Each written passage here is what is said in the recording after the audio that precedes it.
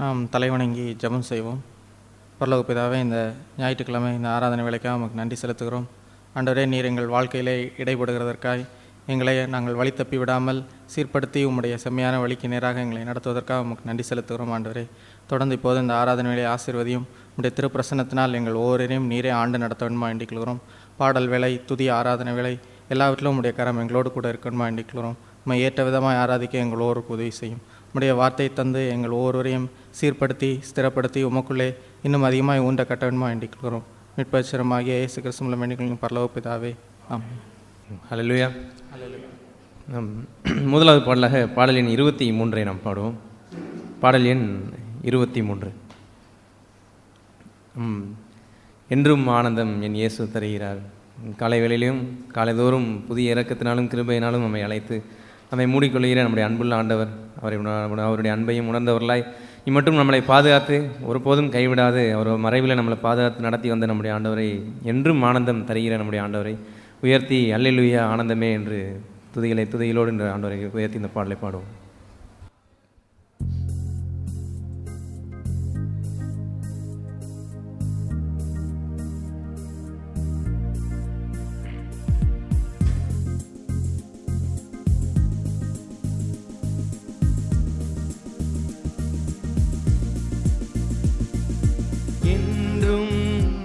ஆனந்தம் என் இயேசு தருகிறார். என்றும் ஆனந்தம் என் இயேசு தருகிறார். துதிப்பேன் துதிப்பேன் துதித்துக் கொண்டே இருப்பேன். துதிப்பேன் துதிப்பேன் துதித்துக் கொண்டே இருப்பேன். அல்லேலூயா ஆனந்தமே, அல்லேலூயா ஆனந்தமே, அல்லேலூயா ஆனந்தமே, அல்லேலூயா ஆனந்தமே. உன்னதர் மறைவில் வல்லவர் நிழலில் என்றும் தங்குவேன். உன்னதர் மறைவில் வல்லவர் நிழலில் என்றும் தங்குவேன். தேவனை நோக்கி அடைக்கல பாறை என்றே சொல்லுவேன். தேவனை நோக்கி அடைக்கல பாறை என்றே சொல்லுவேன். அல்லேலூயா ஆனந்தமே, அல்லேலூயா ஆனந்தமே, அல்லேலூயா ஆனந்தமே, அல்லேலூயா ஆனந்தமே. தமது சிறகால் என்னை மூடி காத்து நடத்துவார். தமது சிறகால் என்னை மூடி காத்து நடத்துவார். அவரது வசனம் ஆவியின் பட்டயம் எனது கேடகம். அவரது வசனம் ஆவியின் பட்டயம் எனது கேடகம். அல்லேலூயா ஆனந்தமே, அல்லேலூயா ஆனந்தமே, அல்லேலூயா ஆனந்தமே, அல்லேலூயா ஆனந்தமே. இரவின் பயங்கரம் பகலில் அம்பு எதற்கும் பயமில்லை. இரவின் பயங்கரம் பகலில் அன்பு எதற்கும் பயமில்லை. உன்னத தேவன் எனது அடைக்கலம் தங்கும் உறைவிடம். உன்னத தேவன் எனது அடைக்கலம் தங்கும் உறைவிடம். அல்லேலூயா ஆனந்தமே, அல்லேலூயா ஆனந்தமே. அல்லேலூயா ஆனந்தமே, அல்லேலூயா ஆனந்தமே. வழிகளிலெல்லாம் என்னை காக்க தூதர்கள் எனக்குண்டு. வழிகளிலெல்லாம் என்னை காக்க தூதர்கள் எனக்குண்டு. பாதம் கல்லில் மோதாதபடிக்கு கரங்களில் ஏந்துவார்.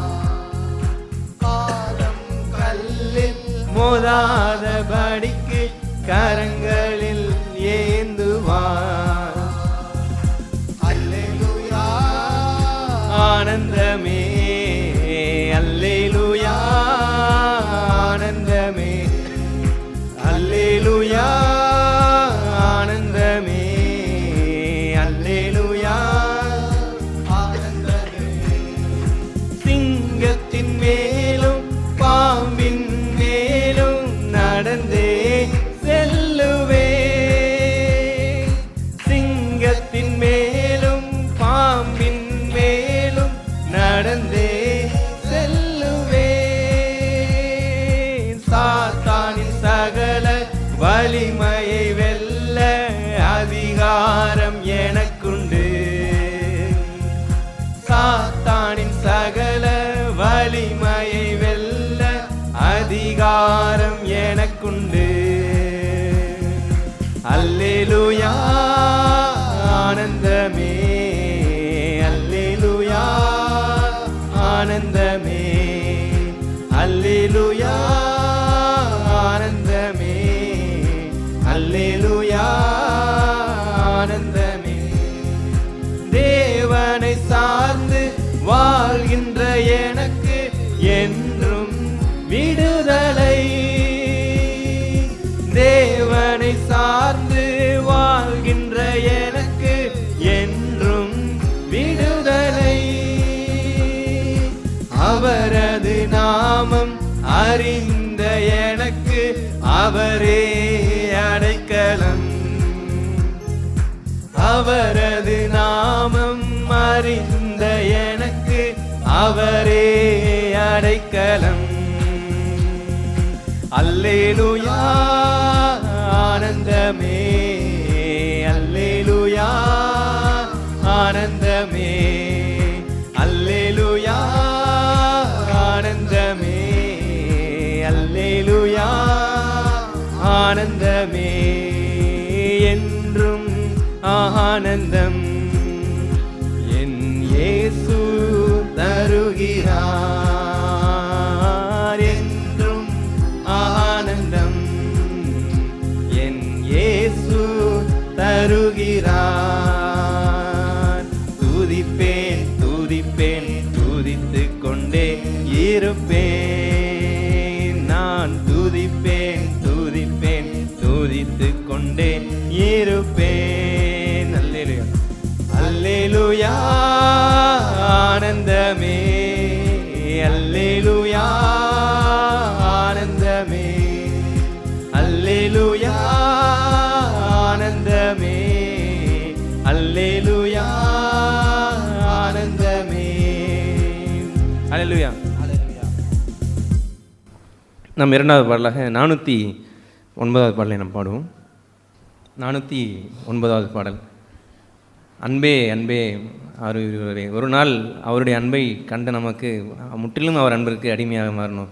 அப்படிப்பட்ட அன்பு நம்மை முந்தி அன்பு கூர்ந்த அவருடைய முதலாவது அன்பு கூர்ந்த அவருடைய அன்பு, பாவியை நேசித்த அந்த அன்பு, அந்த அன்பை உணர்ந்தவர்களாய், தெய்வ அன்பை உணர்ந்தவர்களாய் நம்ம இந்த பாடலை பாடுவோம்.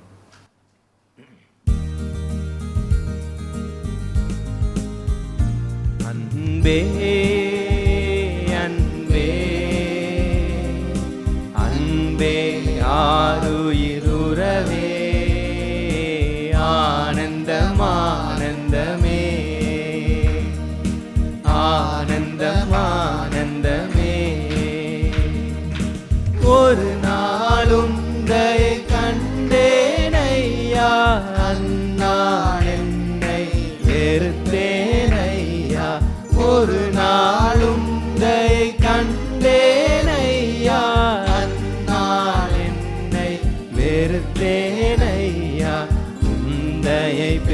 பெரிதையா என்மேல் உந்தையை பெரிதையா உந்தையை பெரிதையா என்மேல் உந்தையை பெரிதையா அன்பே அன்பே அன்பே ஆருயிருவே ஆனந்தம் ஆனந்தமே ஆனந்தம் ஆனந்தமே பரலோகத்தின் அருமை பொருளே நரலோகரிலன் அன்பேனையா பரலோகத்தின் அருமை பொருளே நரலோகரிலன் அன்பேனையா ஆழம் அறிவேனோ அன்பின் ஆழம் அறிவேனோ ஆழம் அறிவேனோ அன்பின் ஆழம் அறிவேனோ அன்பே அன்பே அன்பே ஆருயிருவே ஆனந்தம் ஆனந்தமே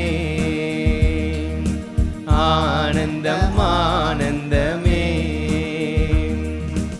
அலைந்தேன் பல நாள் உமையும் மரியா மறந்தே திரிந்த துரோகியை அலைந்தேன் பல நாள் உமையும் மரியா மறந்தே திரிந்த துரோகியை அனைத்தீரன்பாலே என்னையும் அனைத்தீரன்பாலே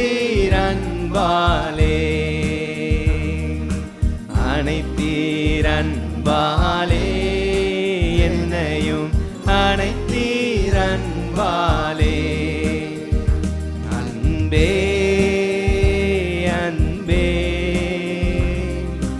அன்பே ஆருயிருவே ஆனந்தம் ஆனந்தமே ஆனந்தம் ஆனந்தமே பூலோகத்தின் பொருளின் மகிமை அழியும் புல்லின் பூவை போல் பூலோகத்தின் பொருளின் மகிமை அழியும் புல்லின் பூவை போல் வாடாதே ஐயா அன்பு வாடாதே ஐயா வாடாதே ஐயா அன்பு வாடாதே ஐயா அன்பே அன்பே அன்பே ஆருயிருவே ஆனந்தம் ஆனந்தமே ஆனந்தம் ஆனந்தமே இப்பாரினிலும் அன்பின் இனிமை இயம்பர் இயலாதாகில் யான் இப்பாரினிலும் அன்பின் இனிமை இயம்பர் இயலாதாகில் யான் இசைக்கவும் எளிதாமோ பரத்தில் இசைக்கவும் எளிதாமோ இசைக்கவும் எளிதாமோ பரத்தில் இசைக்கவும் எளிதாமோ அன்பே அன்பே அன்பே ஆருயிருவே ஆனந்தம் ஆனந்தமே ஆனந்தம் ஆனந்தமே மூன்றாவது சரணம் அலைந்தேன் பல நாள் உமையும் மரியா மறந்தே திரிந்த துரோகியை அலைந்தேன் பல நாள் உமையும் மரியா மறந்தே திரிந்த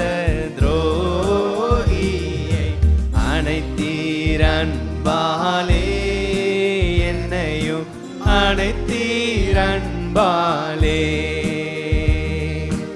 அனைத்தீர் அன்பாலே என்னையும் அனைத்தீர் அன்பாலே அன்பே அன்பே அன்பே யாருயிருரவே ஆனந்தம் ஆனந்தமே ஆனந்தம் ஆனந்தமே. அல்லேலூயா. பாடலின் 794. இயேசுவால் பிடிக்கப்பட்டவன். அவன் நம்ம பாடினது போல அலைந்து திரிந்த, அவரை அறியாமல் அலைந்து அனாதையாய் திரிந்து துரோகியாய் இருந்த நம்மையும் அவர் அன்பினால் அணைத்து கொண்டார், அன்பின் கரத்தினால் அணைத்து கொண்டார். அப்படிப்பட்ட அன்பினால் பிடிக்கப்பட்டவன் வாழ்நாள் முழுக்கவும் ஆட்டோமேட்டிக்காக அவன் ஒரு இயேசுவுக்கு அடிமையாக மாறுகிறான், அவர் அன்புக்கு அடிமையாக மாறுகிறான். அப்படியே அவன் வாழ்க்கையில் இருக்கிற எண்ணம், அவனுடைய பேஷன் எல்லாமே மாறி, எல்லாம் இயேசு, எனக்கு எல்லாமே இயேசு தான், எந்த சூழ்நிலையாக இருந்தாலும் எதுவாக இருந்தாலும் அவர் தான் முதலிடம்னு சொல்லி அவன் மாறுறான். அப்படிப்பட்ட ஒரு சீஷத்துவத்தை அர்ப்பணமாக இந்த இதயத்திலிருந்து பாடக்கூடிய ஒரு பாடல். இந்த பாடல் வரிகளை உணர்ந்தவர்களாக இந்த பாடலை பாடுவோம்.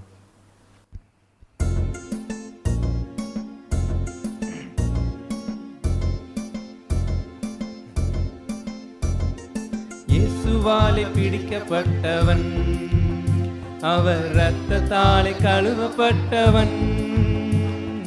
இயேசுவாலே பிடிக்கப்பட்டவன், அவர் இரத்தத்தாலே கழுவப்பட்டவன். எனக்கென்று எதுவும் இல்ல, இப்பூமி சொந்தமில்ல. எனக்கென்று எதுவும் இல்ல, இப்பூமி சொந்தமில்ல. எல்லாமே இயேசு, என் இயேசு.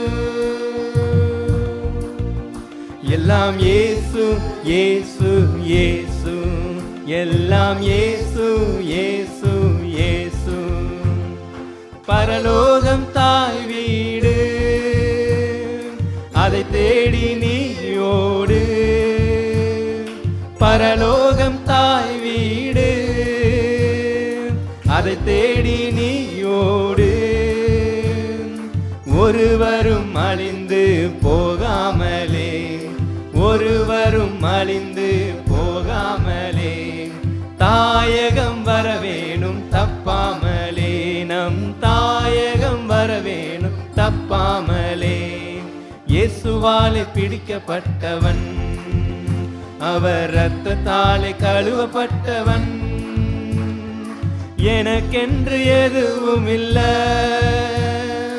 இப்பூமி சொந்தமில்ல. எல்லாமே இயேசு, என் இயேசு. எல்லாம் இயேசு இயேசு இயேசு, எல்லாம் இயேசு இயேசு இயேசு. அந்தகார இருளினின்று ஆச்சரிய ஒளி கலைத்தார். அந்தகார இருளினின்று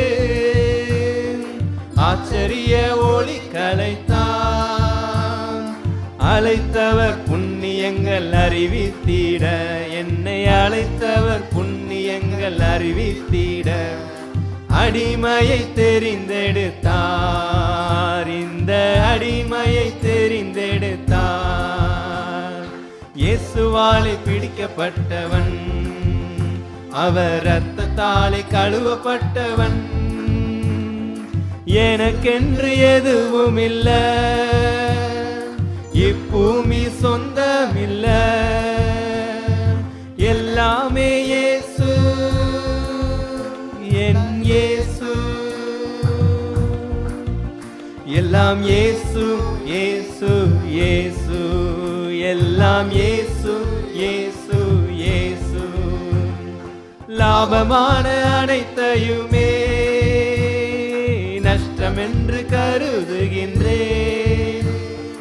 லாபமான அனைத்தையுமே நஷ்டமென்று கருதுகின்றேன். இயேசுவை அறிகின்ற தாகத்தினால், இயேசுவை அறிகின்ற தாகத்தினால் எல்லாமே இழந்து விட்டேன், நான் எல்லாமே இழந்து விட்டேன். இயேசுவாலே பிடிக்கப்பட்டவன், அவர் இரத்தத்தாலே கழுவப்பட்டவன். எனக்கென்று எதுவும் இல்ல, இப்பூமி சொந்தமில்ல, எல்லாமே இயேசு, என் இயேசு. எல்லாம் இயேசு, இயேசு, இயேசு, எல்லாம் இயேசு, இயேசு, இயேசு. பின்னானவை மறந்தேன், முன்னானவை நாடினேன். பின்னானவை மறந்தேன், முன்னானவை நாடினேன். என் நேசர் தருகின்ற பரிசுக்காக, என் நேசர் தருகின்ற பரிசுக்காக லக்கை நோக்கி தொடருகின்றேன், நான் லக்கை நோக்கி தொடருகின்றேன். இயேசுவாலே பிடிக்கப்பட்டவன், அவர் இரத்தத்தாலே கழுவப்பட்டவன். எனக்கென்று எதுவும் இல்ல, இப்பூமி சொந்தமில்ல, எல்லாமே இயேசு, என் இயேசு. எல்லாம் இயேசு, இயேசு, இயேசு, எல்லாம் இயேசு, இயேசு, இயேசு. பாடுகள் அனுபவிப்பேன் பரலோக தேவனுக்காய், நான் பாடுகள் அனுபவிப்பேன் பரலோக தேவனுக்காய். கிறிஸ்துவின் மகிமை வெளிப்படும் நாளில், கிறிஸ்துவின் மகிமை வெளிப்படும் நாளில் களி கூர்ந்து மகிழ்ந்திருப்பேன், நான் களி கூர்ந்து மகிழ்ந்திருப்பேன். இயேசுவாலே பிடிக்கப்பட்டவன், அவர் இரத்தத்தாலே கழுவப்பட்டவன். நான் இயேசுவாலே பிடிக்கப்பட்டவன், அவர் இரத்தத்தாலே கழுவப்பட்டவன். எனக்கென்று எதுவும் இல்ல, இப்பூமி சொந்தமில்ல, எனக்கென்று எதுவும் இல்ல, இப்பூமி சொந்தமில்ல, எல்லாமே இயேசு, என் இயேசு. எல்லாம் இயேசு, இயேசு, இயேசு, எல்லாம் இயேசு, இயேசு, இயேசு. முதலாவது சொன்ன பரலோகம் தாய் வீடு, அதை தேடி நீயோடு. பரலோகம் தாய் வீடு, அதை தேடி நீயோடு. ஒருவரும் அழிந்து போகாமலே, ஒருவரும் அழிந்து போகாமலே தாயகம் வர வேண்டும் தப்பாமலே, நம் தாயகம் வர வேண்டும் தப்பாமலே. இயேசுவாலே பிடிக்கப்பட்டவன், அவர் இரத்தத்தாலே கழுவப்பட்டவன். நான் இயேசுவாலே பிடிக்கப்பட்டவன், அவர் இரத்தத்தாலே கழுவப்பட்டவன். எனக்கென்று எதுவும் இல்ல, இப்பூமி சொந்தமில்ல, எனக்கென்று எதுவும் இல்ல, இப்பூமி சொந்தமில்ல, எல்லாமே இயேசு, என் இயேசு. எல்லாம் இயேசு, இயேசு, இயேசு, எல்லாம் இயேசு, இயேசு, இயேசு. ஹல்லேலூயா. நாம் எல்லாரும் எழுந்து நின்று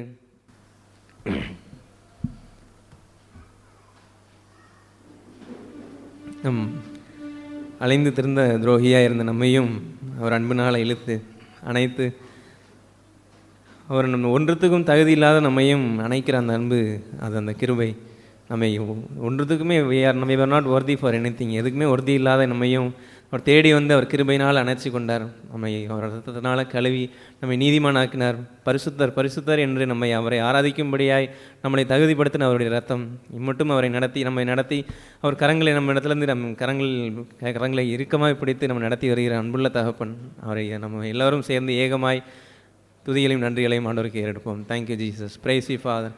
காலைதோறும் கிருபையும் இரக்கமும் புதிதாய் தந்து ஆதரிக்கிறதற்காக நன்றி ஆண்டவரே. ஒருபோதும் எங்களை ஆண்டவரே பின்னானவைகளை நிற்க வைக்கிறதில்லப்பா. பின்னானவைகளை மறைந்து முன்னானவைகளை நோக்கி ஓட வைக்கிற எங்கள் நம்முடைய அன்பின் குரலுக்காக நன்றி. எங்களை தேற்றுகிற பரிசுத்தாவியனரின் குரலுக்காக நன்றி. துதிக்கிறோம், ஸ்தோத்திரிக்கிறோம் ஆண்டவரே. இந்த புதிய நாளையும் எங்களுக்கு ஆண்டவரே நீங்கள் சிருஷ்டித்து அப்பா இந்த புதிய நாளை காண செஞ்சீரே, அதற்காக நன்றி ஆண்டவரே. ஒவ்வொரு தினமும் எங்களுக்கு ஒரு புதிய வாய்ப்பை தருகிறீங்களே, அதற்காக நன்றி ஆண்டவரே. ஒருபோதும் கைவிடாமல் எங்களோடு இருந்து எங்களை தேற்றி எங்களை சிச்சித்து ஆண்டவரே உடைய குரலினால் எங்களை ஆற்றி தேற்றி நடத்துகிறீங்களே, அதற்காக நன்றி நன்றி நன்றி ஆண்டவரே. உடைய வார்த்தையினால் ஆவியின் பட்டயத்தினால் அப்பா உடைய வார்த்தையை நாங்கள் ஏந்தி கொள்ள முடியுதே, அதை நாங்கள் கேடகமாய் வைத்துக்கொள்ள முடியுதே, அதற்காக நன்றி நன்றி நன்றி ஆண்டவரே. எந்த சூழ்நிலையிலும் நீரே எங்களுக்கு புகலிடமாக இருக்கிறீங்களே, அதற்காக நன்றி. துதிக்கிறோம், ஸ்தோத்திரிக்கிறோம் ஆண்டவரே. Thank you for your goodness in our life Lord. ஒருபோதும் கைவிடாத உடைய அன்பிற்காக நன்றி ஆண்டவரே. எவ்வளவு குறையுள்ளவனாக இருந்தாலும் தள்ளாத உடைய அன்பிற்காக நன்றி ஆண்டவரே. எங்கள் குறைகள் எல்லாம் நிறைவாய் மாற்றுகிற உடைய அன்பிற்காக நன்றி. கோணலானவைகள் எல்லாம் நேராக்குகிற உடைய கிருபைக்காக நன்றி. துதிக்கிறோம், ஸ்தோத்திரிக்கிறோம் ஆண்டவரே. ஸ்தோத்திரம். Thank you Jesus. Praise you father for your goodness Lord. இந்த நாளையும் உண்டு பண்ணி ஆண்டவரே துதிக்கும்படியாகவும் ஆராதிக்கும்படியாகவும் எங்களை சபையில் கூட்டி சேர்த்தீரே, அதற்காக நன்றி. துதிக்கிறோம், ஸ்தோத்திரிக்கிறோம் ஸ்தோத்திரிக்கிறோம் ஆண்டவரே. உடைய அன்பிற்காக நன்றி. உடைய பிரசனத்திற்காக நன்றி லார்ட். உடைய பிரசனத்தில் எப்பொழுதும் பூரண சமாதானமும் பூரண சந்தோஷமும் உண்டே. உங்களுடைய பிரசனத்தை தந்து ஆதரிக்கிற உடைய அன்பிற்கு நன்றி. உடைய சந்தோஷத்திற்கு நன்றி ஆண்டவரே. Thank you thank you Lord. In your presence there is fullness of joy, Lord. Thank you for your presence in our life, in our Jesus. Oh Lord, thank you for your wonderful grace, Lord, wonderful loving kindness in our life. Thank you Jesus. Praise you Father for your goodness, Lord. Thank you Lord Jesus. Thank you. நாளிதுவே நாளிதுவே கர்த்தருண்டு பண்ணின நாளிதுவே, நமகில்வோம் நமகில்வோம் களி கூர்ந்திடுவோம் களி கூர்ந்திடுவோம். நான் நாளிதுவே நமகில்வோம் களி கூர்ந்திடுவோம். நாளிதுவே நாளிதுவே கர்த்தருண்டு பண்ணின நாளிதுவே, நமகில்வோம் நமகில்வோம் களி கூர்ந்திடுவோம் களி கூர்ந்திடுவோம். நம்ம எல்லோரும் சுருக்கமாய் நம்ம ஆண்டவருக்கு நன்றிகளையும் துதிகளையும் ஏறெடுப்போம். மல்கியாவின் புத்தகம், மல்கியா புத்தகம் என்று சொல்லுவது the last book of old testament, பழைய ஏற்பாட்டினுடைய அந்த கடைசி பகுதி, கடைசி புத்தகம். புதிய உடன்படிக்கையினுடைய அந்த ஆரம்பம் என்று வருவதற்கு முன்பாக there should be something, அது அதை முடிக்கின்ற ஒரு பகுதியில் there is going to be a new beginning, ஒரு புதிய ஆரம்பம் என்று ஒன்று வருகிறது. ஆல் த டைம்ஸ் லைக் தான், எப்பொழுதுமே அப்படி தான். ஒரு சாப்டர் என்று எடுத்துக்கொண்டாலுமே கூட ஒரு சாப்டர் முடிந்தவுடன் செகண்ட் சாப்டர், ரெண்டாவது அத்தியாயம் என்று வரும்பொழுது there is going to be another chapter. அதுபோல் தான் புதிய ஏற்பாடே அதை முடிந்து பழைய ஏற்பாடு முடிந்து புதிய ஏற்பாட்டிற்குள் அங்கே வரும்பொழுது we see the heart of God. நாங்கள் தேவனுடைய இருதயத்தை அங்கே பார்க்கிறோம். What was in the heart of God? தேவனுடைய இருதயத்தில் பழைய ஏற்பாட்டில் என்ன இருந்தது? What is going to be new? புதிய ஏற்பாட்டிலே அவருடைய இருதயம் எதை வாஞ்சிக்கிறது போன்ற ஒரு எக்ஸைட்மெண்ட், அதை பரவசம்தான் பழைய ஏற்பாட்டினுடைய அந்த கடைசி அந்த புத்தகம். ஆகவே அதில் உள்ள பகுதியை கொஞ்சம் நீங்கள் மனதில் அதை எடுத்துக்கொண்டால் உங்களுடைய புதிய ஏற்பாட்டிலே வாழ்கின்ற நம்மை குறித்து ஒரு ரெஸ்பான்சிபிலிட்டி, ஒரு பொறுப்பை நாம் உணர்ந்திருந்திருக்க முடியும். ஏதோ நாம் ஒரு கிறிஸ்தவர்கள் கூடி வருகிறோம், அந்த சபையில் கூடியிருந்தால் அல்லது இங்கே சபையில் கூடுகிறோம், எல்லாம் ஒன்று தான் என்பதை போல் இருந்து விடாமல் காட் கேதர்ஸ் நம்மை அந்தந்த சபையிலே, எபேசு சபை, தியத்தீரா சபை அல்லது சிமர்னா சபை, தேவன் நமக்கென்று வைத்திருக்கிற அந்த குடியிருப்பின் எல்லை என்று வைத்திருக்கிற நம்முடைய குடும்பத்தை போலவே சபை நாம் தேவன் கூட்டி சேர்க்கப்பட்டிருக்கிற அந்த குடியிருப்பின் எல்லை என்று இருக்கிறது. அந்த இடத்திற்கு நானும் நீங்களும் சேர்ந்து கூடி வரும் கூடி வரும் பொழுது நாம் அந்த புதிய அந்த ஏற்பாட்டிலே இருக்கிறோம் என்ற ஒரு பரவசத்தை வைத்திருக்க வேண்டும்.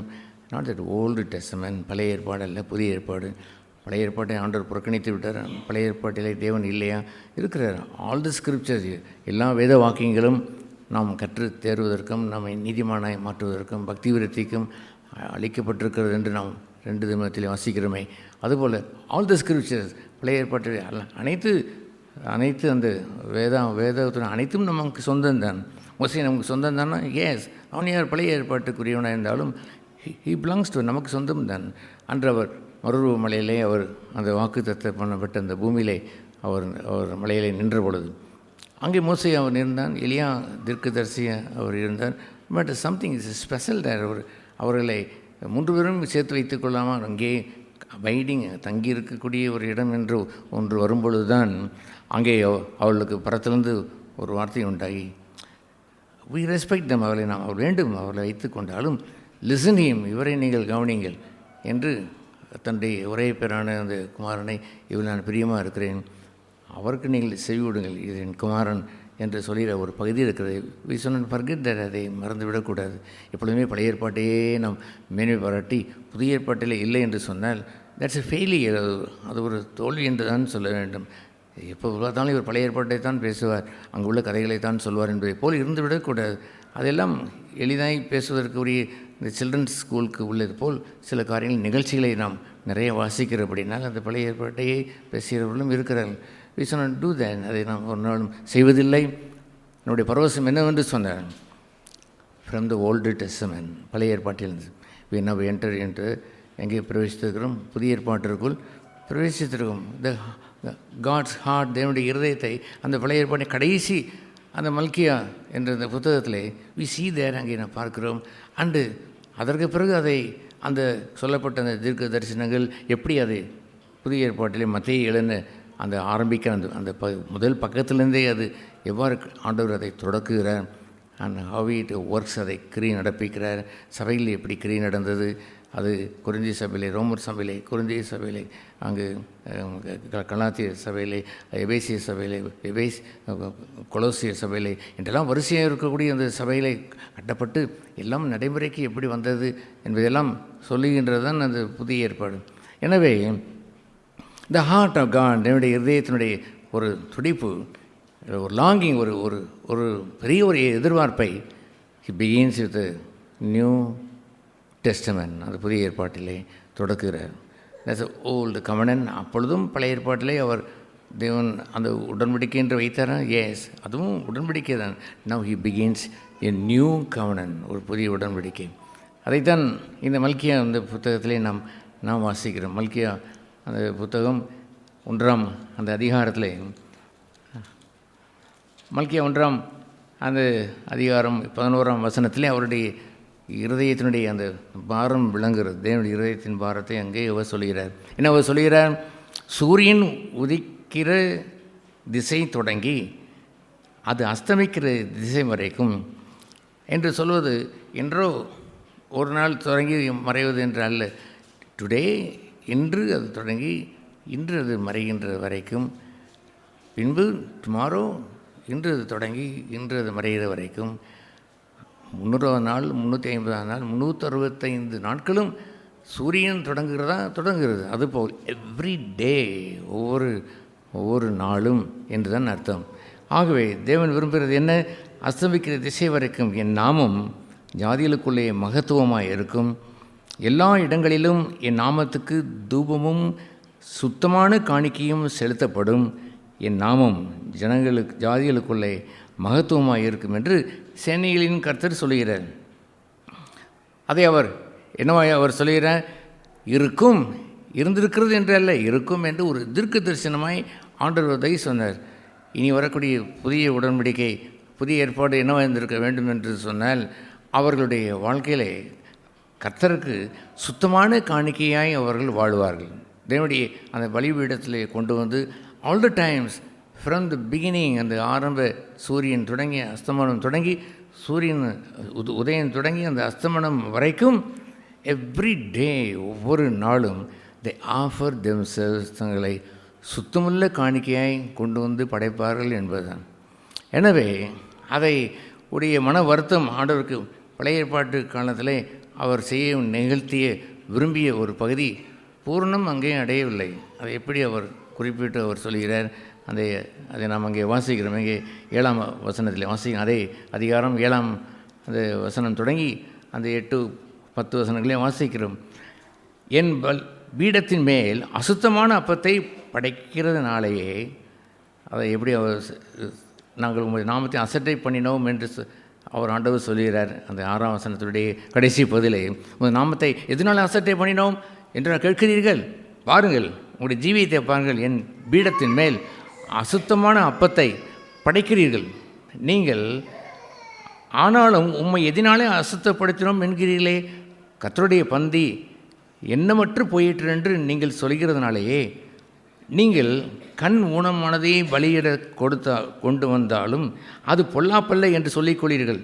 நீங்கள் கால் ஊனமானதையும் நசல் என்றால் வியாதிப்பட்டதையும் நீங்கள் கொண்டு வந்தாலும் அது பொல்லாப்பல்ல என்று சொல்லிக்கொள்கிறீர்களே. எப்படி வேண்டுமானாலும் நாங்கள் வாழுவோம், நாங்கள் வழிபடத்திற்கு வந்துவிட்டோம், போதும் அல்லவா, ஆலயத்திற்கு வந்துவிட்டோம், போதாதா, நாங்கள் என்ன செய்கிறோம், இதெல்லாம் ஒன்றும் பெரிய காரியம் இல்லை என்று சொல்கிறீரே. அவர் ஆண்டவர் பதிலுக்கு கேட்டார், அதை நீ உன் அதிபதிக்கு போய் செலுத்து. கவர்னர் என்று ஆங்கிலத்தில் எழுதியிருக்கிறது. உன்னுடைய தேசத்துடைய கவர்னரை அழைத்து விருந்து கொடுத்து அவருக்கு வேண்டுமானால் இந்த ஊனமானதையும் நசல் நோய் கொண்டதையும் அது குருடானதையும் கொண்டு போய் கொடு. அவன் உண்மையில் பிரியமாயிருப்பானோ உன் முகத்தை அவன் உண்மையில் பிரியமாயிருப்பானோ உன் முகத்தை பார்ப்பானோ என்று சேனைகளின் கர்த்தர் கேட்கிறார். கேட்டது யார்? சேனைகளின் கர்த்தர், வல்லமில்ல அந்த கர்த்தர் யாரை பார்த்து கேட்கிறார்? அவருக்கு முன்பாக வாழுகின்ற அந்த மக்களை, பழைய ஏற்பாட்டு மக்களை பார்த்து அவர் கேட்கிறார். நீங்கள் சுத்தமான காணிக்கையை எனக்கு நீங்கள் கொண்டு வந்தீர்கள். உங்களுடைய காணிக்கைகளிலே அவர்கள் குருடாய் இருக்கிறார்கள். அவர்களுக்கு நான் என்ன சொல்ல வந்தேனோ அதை பார்க்கக்கூடிய அந்த மனக்கண் இல்லை.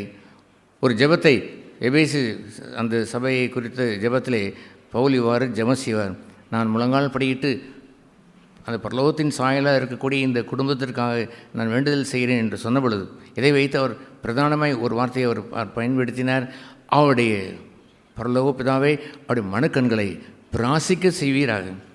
ஒரு மனுஷன் மறுபடியும் பிறந்து அவன் தேவனுடைய பிள்ளையாய் மாறுவதற்கும் கூட அவனுடைய உள்ளான ஒரு பிரயாசம் வேண்டும். என்ன பிரயாசம் வேண்டும்? நாம் நித்தியத்துக்குரியவர்கள், இந்த மண்ணுக்கு உரியவர்கள் அல்ல. ஆகவே இந்த உலகத்தை விட்டு மனம் திரும்புகள். பரலோக ராஜ்யம் சமயமாக இருக்கிறது என்று சொன்னால் பரலோக ராஜ்யத்தினுடைய இன்சைட்டை நான் பெற்றுக்கொள்கிறான். நான் நித்தியத்திற்கு உரியவன், அழிந்து போகின்ற வாழ்விற்காக இந்த உலகத்திற்காக அழைக்கப்பட்டவன் அல்ல. ஆகவே அவனுடைய அந்த இன்சைட்டை பெற்ற பிறகு தான் ஹிட்டர்ன்ஸ், அவன் திரும்புகிறான். மெய்யான மனம் திரும்புதல் என்று சொல்வது எங்கே என்று ஆரம்பிக்கிறது என்று தெரியுமா? அவனுடைய மனக்கண்கள் பிராசிக்கப்பட்டு இந்த அழிந்து போகின்ற உலகத்திற்குரியவனாய் நான் வாழ்ந்து விடக்கூடாது, நித்திய ராஜ்யத்திற்கு உரியவன் என்று. அவன் மாம்சத்தினாலே அவன் பிறந்தவன் அல்ல, அல்லது புருஷனுடைய சித்தத்தினுடைய அவன் பிறந்தவன் அல்ல, அழிந்து போகிற வித்தினால் பிறந்தவன் அல்ல, அழியாத வித்தினால் தேவனால் பிறந்தவன். He was born of God, தேவனால் பிறந்தவனாக இருக்கிறபடினாலே அவனுடைய வாழ்க்கையிலேயே அந்த 2 பங்காய் பிரிந்து விட்டது. பழைய பிறப்பு என்று ஒன்று வந்தது, இப்பொழுதோ கிறிஸ்துவுக்குள் மறுபிறப்பு என்று ஒன்று வந்துவிட்டது. மறு ஜென்மத்தை அவன் அடைந்து அவன் உள்ளே அவன் வந்துவிட்டான்.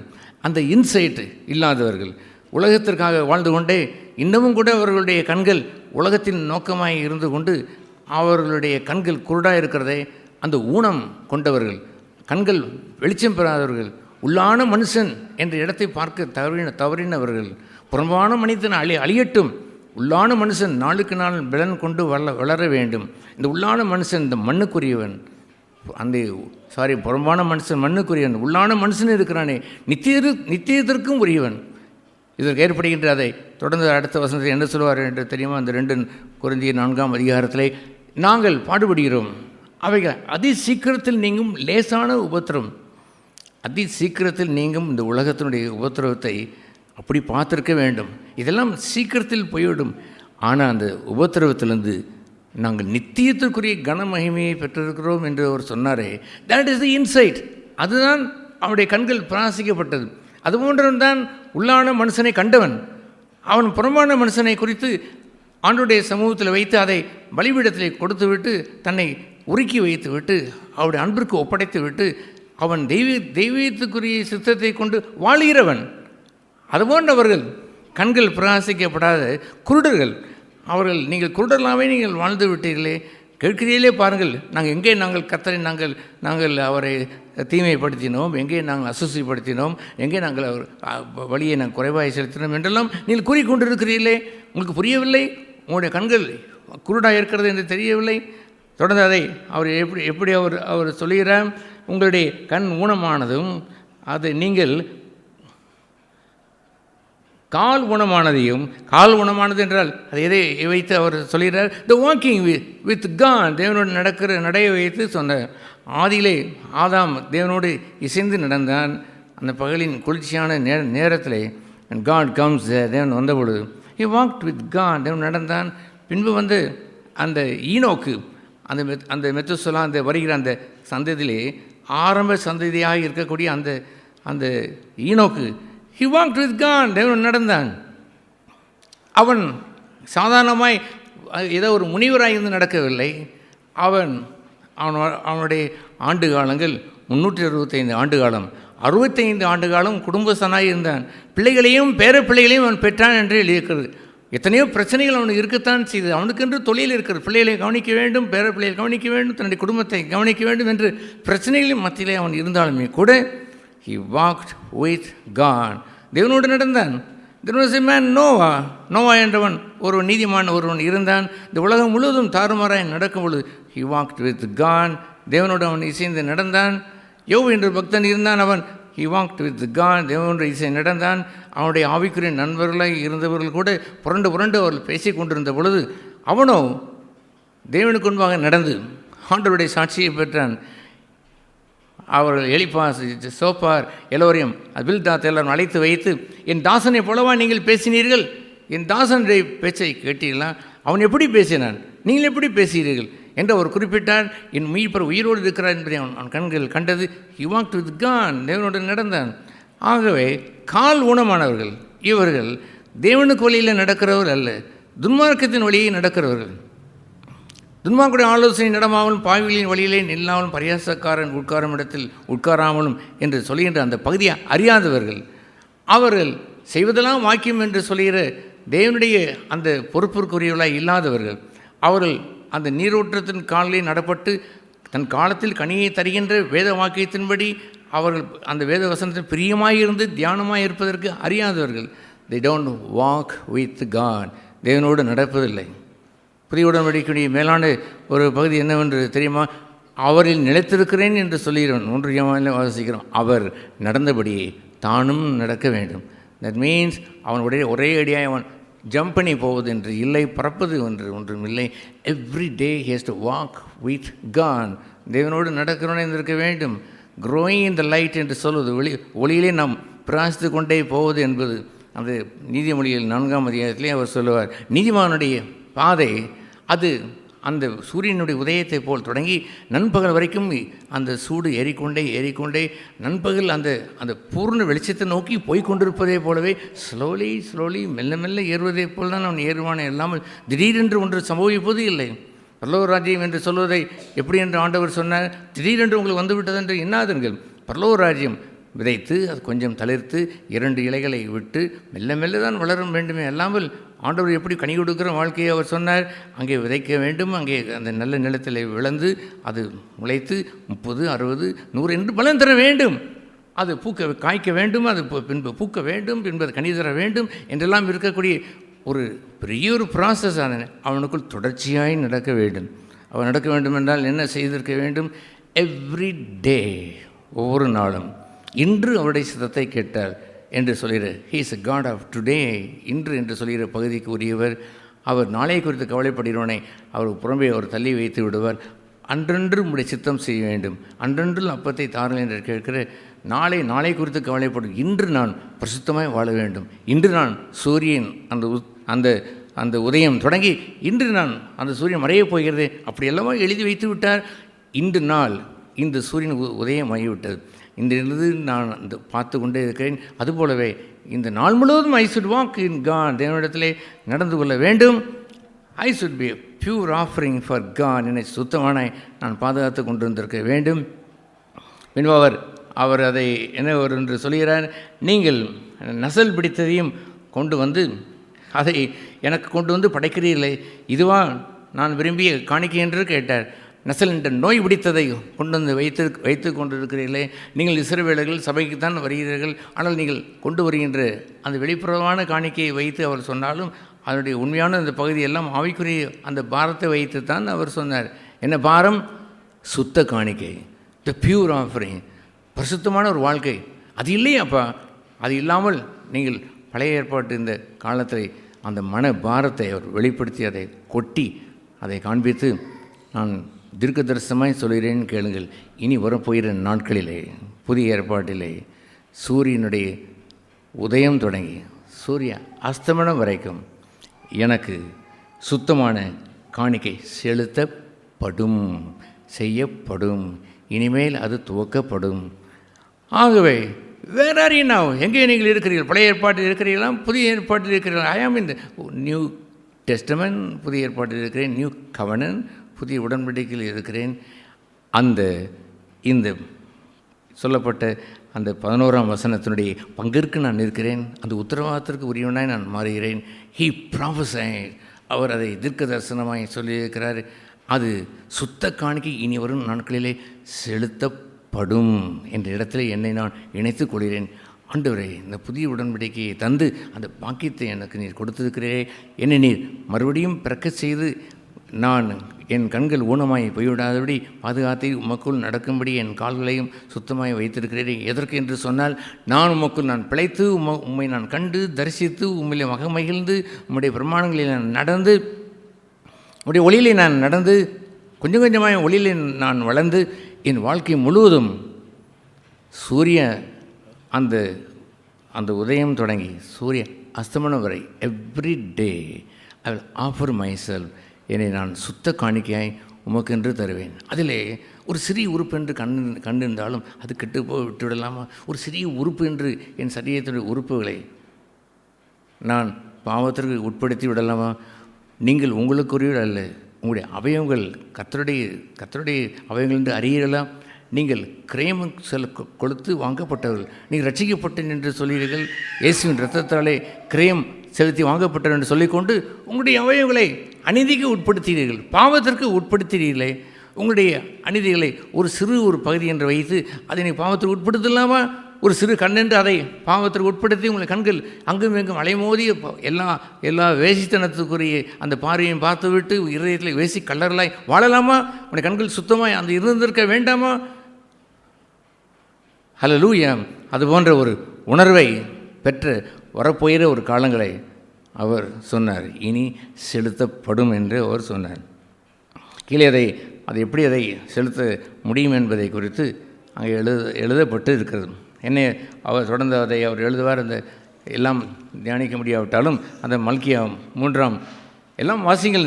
இந்த 4 அதிகாரங்களும் தேவனுடைய மனபாரத்தையும் புதிய உடன்படிக்கையிலே தேவன் வரப்போகிற அந்த சந்ததியை குறித்த எதிர்பார்ப்பும் அங்கே கொட்டி கிடக்கிறது.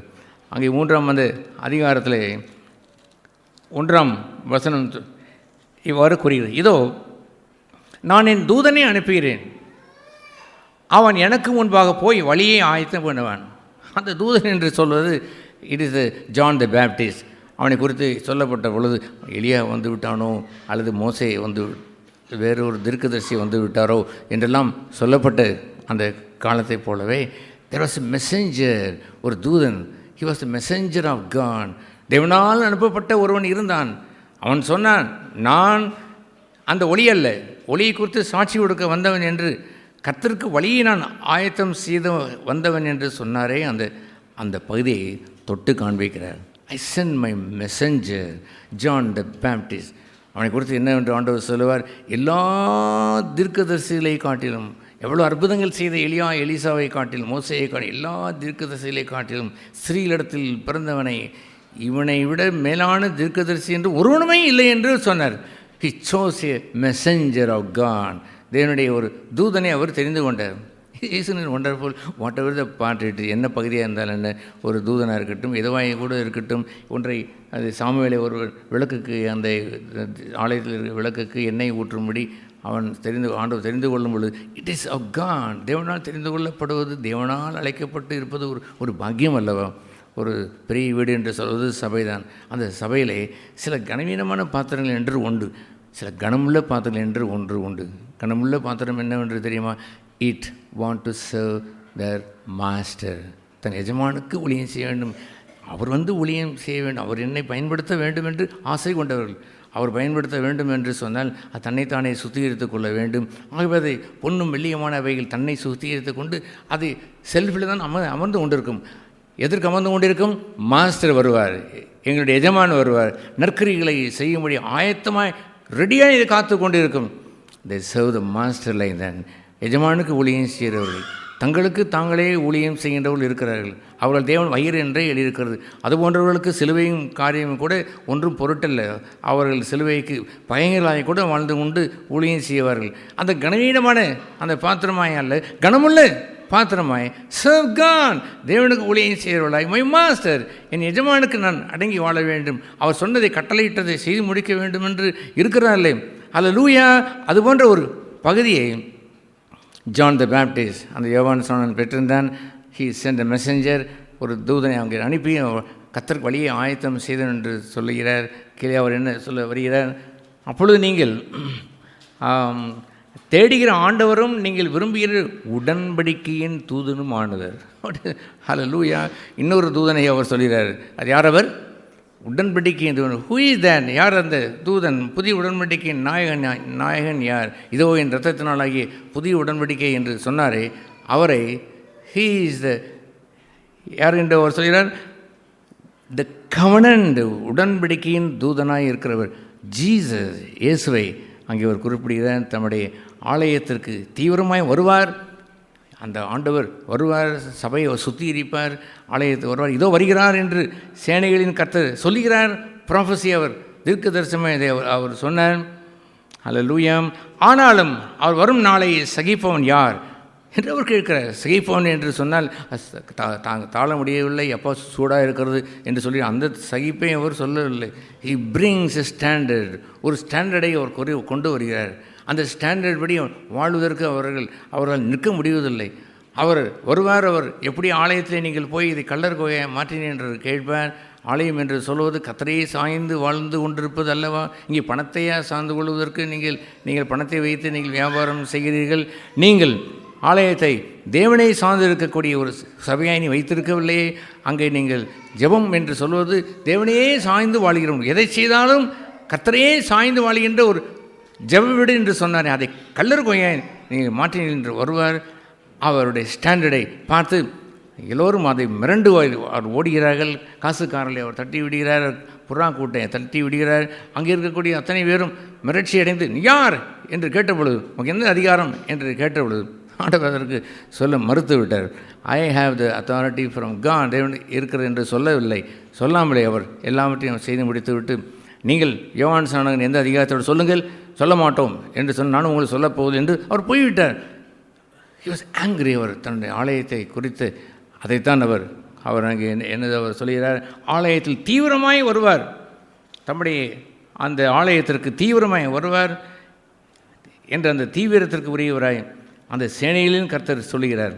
அந்த உடன்படிக்கையின் அந்த தூதன் பெயர் என்ன? தூதன் பெயர் என்ன? உடன்படிக்கையின் தூதன். சொல்லுங்கள் சிஸ்டர், என்ன தூதன்? You must be with the spirit of God. ஆவியோடும் இந்த வார்த்தையோடும் இசைந்திருங்கள். யாரவன்? உடன்படிக்கையின் தூதனாக இருந்த ஆண்டவர். அவர் வருவார். ஆகவே அவரை குறித்து சொல்லப்பட்ட அவர் வரும் நாளை சகிப்பவன் யார்? அவர் வெளிப்படையிலே நிலைநிற்பவன் யார்? அவர் வருவார். அங்கே நிலைநிற்பவர்கள் என்று இருப்பவர்கள் அநேகர் இருப்பதில்லை. வருவார், அவர் புடைப்பார். அவரை குறித்து என்ன யோவான் ஸ்நானகன் என்ன சொன்னான்? அவர் வருவார், கையில் தூற்றுக்குடையோடு வருவார், நிலையில்லாதவர்களை எல்லாம் பிரித்து எடுப்பார். அங்கே களஞ்சியத்திலே நல்ல மணிகளையே சேர்ப்பார். பதர்களையோ அதை பிரித்து வைத்து எரிகிற அக்கினிக்கென்று ஒப்பு கொடுத்து விடுவார். இனி நிலைத்திரும் என்று சொல்லுவார். என்னை நிலைத்திருக்கிறவன் பிதாவோடு நிலைத்திருக்கிறான் என்று சொல்லுவார். என்னை நிலைத்திராதவன் அவன் கருகி போய்விடும், அது சுட்டரிக்கப்பட்டு போய்விடும் என்று சொன்னார். He made such a division there, ஒரு பிரிவினை உருவாக்கினார். Who did that in the Old Testament? பழைய ஏற்பாட்டிலே அப்படி செய்தது யார்? Nobody did that. ஒருவரும் செய்ய முடியவில்லை. ஏன் என்று சொன்னால் பழைய ஏற்பாடு, அது பழைய உடன்படிக்கைக்கு உள்ளவர்கள். The new covenant, புதிய உடன்படிக்கைக்குரிய நாயகனோ என் எஜமானோ சபைக்குரிய தலைவரோ செய்ய விரும்புவதெல்லாம் அவருக்கு முன்பாக எவன் நிலை நிற்பான் என்றால் ஒருவரும் நிலை நிற்க மாட்டான் என்ற அந்த அர்த்தம். No, he will come there. அவர் ஆலயத்தை சுத்திகரிப்பார். அதை ஒன்று அல்லது இரண்டு என்று சொல்வார். ஒன்று தேவனுடைய பிள்ளை என்று சொல்வார், இன்னொன்றை பிசாசின் பிள்ளைகள் என்று சொல்வார், ஒன்றை ஒளியின் பிள்ளைகள் என்று சொல்வார், ஒன்று இருளின் பிள்ளைகள் என்று சொல்வார், ஒளியின் ராஜ்யம் என்று சொல்வார், இருளின் ராஜ்யம் என்று சொல்வார், ஒன்றை வெள்ளாடு என்று சொல்வார், ஒன்றை செம்பரியாடு என்று சொல்வார். He make such a division there. ஒரு பெரிய ஒரு பிரிவினையை அங்கே உண்டாக்குவார். ஹல்லேலூயா. சமாதானம் என்பதை கூட ஒரு பிரித்து எடுத்தார் என்று அந்த மத்தேயுல அந்த 10ஆம் அதிகாரத்தில் வாசிக்கிறோம். என்ன சமாதானத்துக்கு ஒரு பிரிவினை அவர் செய்வார்? உலக சமாதானத்தை வைத்தா நான் கொண்டு வர விரும்பினேன், உங்களுடைய மனுஷியத்துக்குரிய உறவை நான் கூட்டி வைத்து அதை வைத்து வாழ வேண்டும் என்று நான் வந்தினேன். இல்லை, பட்டயத்தை நான் கொண்டு வந்தேன். உங்கள் சொந்த வீட்டிலுமே கூட அந்த பட்டயத்தை நான் வைத்து மனுஷியத்துக்குரியவர்கள் என்று நான் பிரித்தெடுப்பேன், தெய்வீகத்துக்குரியவர்கள் என்று நான் பிரித்தெடுப்பேன். I brought the division, பிரிவினை கொண்டு வந்தேன் என்று சொன்னார். He did that. பிரிவினை அவர் கொண்டு வருவாரா? ஒரு காலம் கொண்டு வர மாட்டான் என்று தான் நாம் பொதுவாக எண்ணுகிறோம். தட்ஸ் ஸ்பிரிச்சுவாலிட்டி, அது ஆவிக்குரிய தன்மையிலே அது உண்மைதான். அதை ஆண்டவர் சொல்லும்பொழுது சொல்வார், என்னோடைய சேர்க்கிறவன் என்னோடு இருக்கிறான், பிரிக்கிறவன் எனக்குரியவன் அல்ல என்று அவர் சொன்னார். அவன் எனக்கு எதிரி என்று சொன்னார். இயேசுக்கு நம்பர் 1 எதிரி என்று இருப்பதெல்லாம் ஒரே ஒரு ஆள் தான், பிசாசானவன். அந்த இடத்திற்கு சில மக்களை அவர் கொண்டு வந்து சேர்க்கிறார் பாருங்கள். பிரிக்கிறவன், அங்கே வந்து டிவிஷனை உண்டு பண்ணுகின்றவன். கிறிஸ்துடைய சரீரத்திற்கு தீமை செய்துவிட்ட ஒரு பகுதியை இயேசு எப்படி அந்த சவுலிடத்தில் அவர் கேட்டார். சவுலை என்று கேட்டபொழுது, நீ என்னை துன்பப்படுத்தினாய் என்று கேட்டபொழுது, உண்மை நான் துன்பப்படுத்தினான் எப்பொழுது என்று கேட்டபொழுது, சபையை நீ துன்பப்படுத்தினால் அது என் சரீரம், என்னையே துன்பப்படுத்தினாய் என்று சொன்னார் அல்லவோ. உடனே அவன் முகப்புறம் அவன் விழுந்து தான் ஸ்தேவானை துன்பப்படுத்தியது என்று சொல்லாமல் சபைக்கு செய்த ஒரு தீமையை அவர் எனக்கு செய்த தீமை என்று சொன்னார் அல்லவோ. அதுபோல் they divide that, அவர்கள் பிரிவினை உண்டாக்குகின்றவர்கள். அதை அவர் ஏற்றுக்கொள்வாரோ? இல்லை. ஆனால் இன்னொரு பிரிவினை ஏற்படுத்துவார். இருளிலிருந்து ஒளியை அவர் பிரித்து எடுப்பார். he will do that. yes, கண்டிப்பாக அதை அவர் செய்வார். ஆகவே சமாதானம் சமாதானம் என்று நீங்கள் சொல்லிக்கொண்டு நீங்கள் துன்மார்க்கத்தோடும் அந்யோன்யம் இல்லாத அந்த பிரிவினைக்கு மக்களோடு சேர்ந்து கொண்டு நீங்கள் சமாதானம் சமாதானம் என்று சொல்லிடுறேன். அதல்ல. I brought the sword, நான் பட்டயத்தை கொண்டு வந்தேன். that will divide that. மாம்சத்தையும் அங்கே ஆவியும் பிரிக்கும், அங்கே கணுவுகளையும் ஊனையும் கணுக்களையும் பிரித்து எடுக்கிற I brought the word of God, என்னுடைய வார்த்தையை வைத்து I will divide that, I will do that என்று அவர் செய்தார். ஆகையால் தான் அங்கே அவரை எழுதியிருக்கிற அவர் நாளை சகிப்பவன் யார் என்று கேட்டால் he will do that. சபை அப்படி இருந்திருக்க வேண்டும். சகிக்க முடியாதவனாய் சிலர் அங்கே மிரண்டு போய் இருந்திருக்க வேண்டும். என்னவோ என்று நாம் எண்ணி வந்தோம், இஷ்டப்படி வாழலாம் என்று எண்ணினோம், இங்கே முடியவில்லையே என்று அந்த அவர்களால் சகிக்க முடியாமல் போயிருந்திருக்க வேண்டும். ஏசாயா 64 எழுதியிருக்கிறது, பாவியல் விரோதிகள் எப்படி தேவனுடைய சபையில் நிலைநிற்பார்கள்? அங்கே அக்கினி எரிந்து கொண்டிருக்கும் பொழுது அவள் நிலைநிற்க கூடுமோ என்றவர் அங்கே ஏசாயா 66 அந்த அதிகாரத்தை அதை குறிப்பிட்டு அவர் சொல்லுவார், they cannot stand in the fire, அந்த அக்கினியில் நிற்க இயலாது.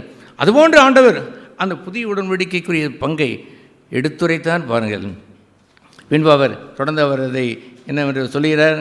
கீழே அவர் வரும்பொழுது, ஆனாலும் அவர் நாளை சகிப்பவன் யார்? அவர் வெளிப்படுகையில் நிலை நிற்பவன் யார்? அவர் புடம்பிடுகிறவனுடைய அக்னியை போலும். ஹல்லேலூயா. இஸ் ரிஃபைனர் என்று சொன்னால் சாதாரணமான இந்த இரும்பையும் இந்த பித்தளையும் புடம்பிடுகிறதல்ல. வெள்ளியும் பொன்னையும் புடம்பிடுவதற்கு என்று சொல்வதற்கு it needs a lot of the heat. அது அங்கே வெப்பம் இருந்தால் ஒளியே அது களிம்பெல்லாம் உருகி வராது. அதை ஊதி அது சின்ன ஒரு ஸ்பார்க்கை வைத்தே அதை புடம்பிட்டு உருக்கி அவன் அதை சுத்தம் செய்கிறவன். அதற்கு பெயர் என்னவென்று அர்த்தம்? வெள்ளி குகையிலே புடமிடப்பட்டது என்று அந்த சங்கீதம் 6 வாசிக்கிறோம். வெள்ளி குகையிலே புடமிடப்பட்டது. அப்படி வார்த்தை வெள்ளி குகையில் 7 தரம் புடமிடப்பட்டது. அப்படி வார்த்தை சுத்த வார்த்தை என்று சொல்வதற்காக அதை சொல்கிறார் பாருங்கள். He is refiner. Jesus is my refiner. அவர் என்னை சுத்திகரிக்கிறவர். Is it wonderful. இந்த பலியை, சுத்தமான பலியை நான் கொடுக்க வேண்டும் என்று வரும்பொழுது ஹூ டஸ் தட், அந்த ஒர்க்கை அவர் செய்கிறார். மை ரிஃபைனர். எல்லோரும் அங்கே விலகி ஓடுகிறார்கள். இந்த நாளை எவன் சகிப்பான் என்று அவர் சொல்லுவார்கள். இது எங்களுக்கு தேவைதானா என்று கொண்டு ஓடுவார்கள். ஆனால் சிலர் சொல்லுவார்கள், மை ரிஃபைனர், என்னை புடம்பிடுகிறவர். அந்த யோபு சொன்னான்னு பாருங்கள். அவனுடைய மாம்சம் அழுகி போய் தொங்கி கொண்டிருக்கு. எல்லாம் போய்விட்டது. அந்த பொருள் போய்விட்டது, அந்த அவனுடைய பிள்ளைகள் போய்விட்டார்கள், ஆஸ்தி போய்விட்டது. அத்தனையும் போன பிறகு அவன் சொன்னான், நான் சோதிக்கப்பட்ட பிறகு சுத்த பொன்னாய் விளங்குவேன். It's in wonderful. அது போன்ற அற்புதம் அந்த யோபுவின் தாசனை உங்களுடைய உள்ளத்தில் அப்படி வைத்து நீங்கள் அது போட்டினீர்களாம். அதை எண்ணி பார்த்து நீ ரசித்தது உண்டா? நான் ரசிக்கப்பட்ட 55 வருடங்களாக போகிறது. இந்த காலங்கள் முழுவதும் யோபுவை எத்தனையோ என்னுடைய முன்னோடியாக இருக்கக்கூடிய அந்த லீடராக வைத்திருக்கிற பகுதியில் ஐ கீப் ஜோப் தேர், அங்கே யோபுவை வைத்திருக்கிறேன். அவன் பாருங்கள் எப்படி அவன் சொன்னான், நான் சோதிக்கப்பட்ட பிறகு அந்த புடம்பிடப்பட்ட பிறகு சுத்த பொன்னாய் விளங்குவேன் என்று சொன்னானே. கர்த்தரால் சோதிக்கப்படுகின்ற பாக்கியத்தை புதிய உடன்படிக்கை ஆரம்பிப்பதற்கு முன்பாகவே அவனை குறித்து எழுதப்பட்டதை பாருங்கள். எனவே தான் யாக்கோபு அதை மீண்டுமாய் அவர் தன்னுடைய நிருபத்தில் அவர் எழுதும்பொழுது, கண்டீர்களா யோபுவை என்று கேட்டார். என்ன கண்டீர்கள்? அவன் வந்த கஷ்டத்தை அவனுடைய எல்லாம் அவர் சொல்லாமல் பொறுமையை கண்டீர்களா? அத்தனை பதிலும் தெய்வீகமான அந்த பொறுமையை வைத்திருந்தானே. அவனுடைய கஷ்டப்பாடுகளை கண்டீர்களா என்று அவர் கேட்டார். இட் ஆல் தட் சஃபரிங், அவனுடைய பாடுகள் மத்தியில் ஹி வாஸ் பேஷன்ட், அவன் பொறுமையாக இருந்தானே. இன்னொன்று சொல்கிறார், ஹூ இஸ் காட், அவனை கர்த்தர் தான் இப்படி செய்தார் என்று பில்தாத்தும் சோப்பாரும் எலிப்பாசும் சொல்வார்கள். உண்மை கர்த்தர் நேசிக்கிறார் என்று நமக்கு இது வரக்கூடுமா? உமக்கு ஏதோ ஒரு தண்டனை காத்திருக்குது, அதனால தான் வந்திருக்குது. ஏதோ பாவம் செய்து விட்டாய், அதனால தான் நடந்து கொண்டு இருக்குது. துன்மார்க்கம் உன் மடியில் இருக்கிறதையா, அதனால தான் உனக்கு இந்த துன்பங்கள் வந்தது என்றெல்லாம் வெர்டிக்ஷனை அவளுக்கு நியாய தீர்ப்பை கொடுத்ததை போல் அவனுக்கு கொடுத்து கொண்டு அவனை இருந்த பொழுது அவனும் கர்த்தர் கொடுத்தான், கர்த்தர் செய்தார். இட் இஸ் காட், அவர் என்னை புடமுடிகிறார். Is it wonderful to be in the hand of God. தேவனுடைய கரத்தில் இருப்பது பாக்கியம் அல்லவோ. அதுபோன்ற ஒரு மனுஷன் சூழ்நிலையை அவன் பழிக்க மாட்டான். அவன் இந்த மனுஷனையும் அவன் பழிக்க மாட்டான். இவனால் தான் நடந்து அவனால் தான் நடந்தது என்று சொல்ல மாட்டான். It is God. நம்முடைய சபையில் புடம்பிடுகின்ற ஒரு காலம் வந்த பொழுது, நடந்த பொழுது, ஐ வாஸ் ரிஜாய்சிங் இன்சைட். உள்ளே மகிழ்ந்தது என்னவென்று தெரியுமா? இட் இஸ் காட், தேவன் செய்கிறார். ஒரு நாளில் ஜெபித்தோம், வாரும் ஆண்டவரே, எங்களுக்கு எழுப்புதல் வேண்டும் என்று கேட்டவுடன் வருவேன், தூற்றுக்கூடியோடு வருவேன் சம்மதமாக என்று கேட்டார். நான் கனப்பொழுதோடு வெயிட் பண்ணாமல் எஸ் ப்ளீஸ் கம் லார்ட், வாரும் என்று கேட்டேன். இதை கர்த்தர் செய்கிறார். வெளிப்புற தோற்றத்திலே யாரோ ஒரு மனுஷர்கள் செய்வதை போல், யாரோ ஒரு குழுக்கள் வந்து செய்வதை போல் தோன்றினாலும் it is God. That is a wonderful thing. It is nobody can touch me, nobody can touch the church of God. தேவனுடைய சபை தொட்டுவிட இல்லை. ஒரு முடி கூட உன் தலையிலிருந்து விழாது என்று அந்த ஆரம்ப நாட்களிலே ஆண்டவர் எனக்கு இதனை தேற்றினார். That's a wonderful. உன் பொறுமையினாலே உன்னுடைய ஆத்மாவை காத்துக்கொள் என்று அவர் சொன்னார். உன் தலையில் இருக்கிற முடியெல்லாம் எண்ணப்பட்டிருக்கு, ஒன்று கூட விழாது, பயப்படாதே என்று அவரை திடப்படுத்தி கொண்டு ஹல்லேலூயா டு see that அந்த ஒரு சீரழிக்கிறதை போல் இருக்கக்கூடிய ஒரு பிரளயத்தை காணும்படி அதை செய்தார். ஏன் நான் நின்று காண முடிந்தது? God do that. தேவன் செய்கிறார். அதெல்லாம் வெளியே உள்ள காரியங்களை போல் தோன்றினதை போல் தோன்றினாலும், என்னவோ நடந்ததை போல் நடந்து கொண்டு அவர் செய்து கொண்டே இருந்தாலுமே கூட இட் இஸ் காட். வந்து விட்டார் ஆண்டவர், படைத்து கொண்டு இருக்கிறார். அவர் பதர்களை எடுப்பார், மணிகளை சேர்ப்பார். Do that, O Lord, செய்யும் ஆண்டவர். I am going to do nothing. ஒன்றும் செய்ய போவதில்லை. I just watch there. ஏனென்றால் ஜெபத்தை கேட்டவர் வந்து விட்டார். வந்து அவர் படைத்து கொண்டிருக்கிறார். அவர் படைக்கும் பொழுது அதை எவன் சகிப்பான்? சகித்து கொண்டிருப்பவர்கள் சகித்துக் கொள்வார்கள். தன்னை ரிஃபைனர், அந்த புட முடிகிறவருடைய கையிலே, அந்த வெள்ளி புக முடிகிற கையிலே கொடுத்தவன் அந்த சகித்திருப்பான். அவனை சோதித்து என்னை புடமிட்ட பிறகு சுத்த பொன்னாய் விளங்குவேன் என்று அவன் சொல்லுவானே. ஹல்லேலூயா, வாட் அ வண்டர்ஃபுல் ஈனோ. அது போன்ற அவனுடைய விசுவாசத்தையும் அவன் பெற்றுக்கொண்ட வாக்குத்தத்தத்தையும் பாருங்கள். நான் மாறுவேன், அவருடைய கரத்திலிருந்து சுத்த பொன்னாய் மாறுவேன். அவர் என்ன சொல்கிறார்? அவர் புடமுடிகின்ற அக்னியைப் போலவும் வண்ணாருடைய சவுக்காரத்தை போலவும் இருப்பார். ஹல்லேலூயா. சாதாரண சவுக்காரம் என்று சொன்னால் சோப், ஆங்கிலத்தில் பார்த்தா த லாண்டரர் சோப் என்று எழுதியிருக்கிறது. சாதாரண ஒரு சோப்பு இல்லை, லாண்டரர் சோப் என்று இந்த காதி கிராஃப்ட்லேயே அங்கே ஒன்று விற்கிறான். அவன் சொல்லுவான், இது என்ன சார் லாண்டரர் சோப்பு என்று கேட்டால், சார் ரொம்ப கடினமான அழுக்காக இருப்பதை இந்த சோப்பை இது தேய்த்து பாருங்கள், போயிடும் சார்.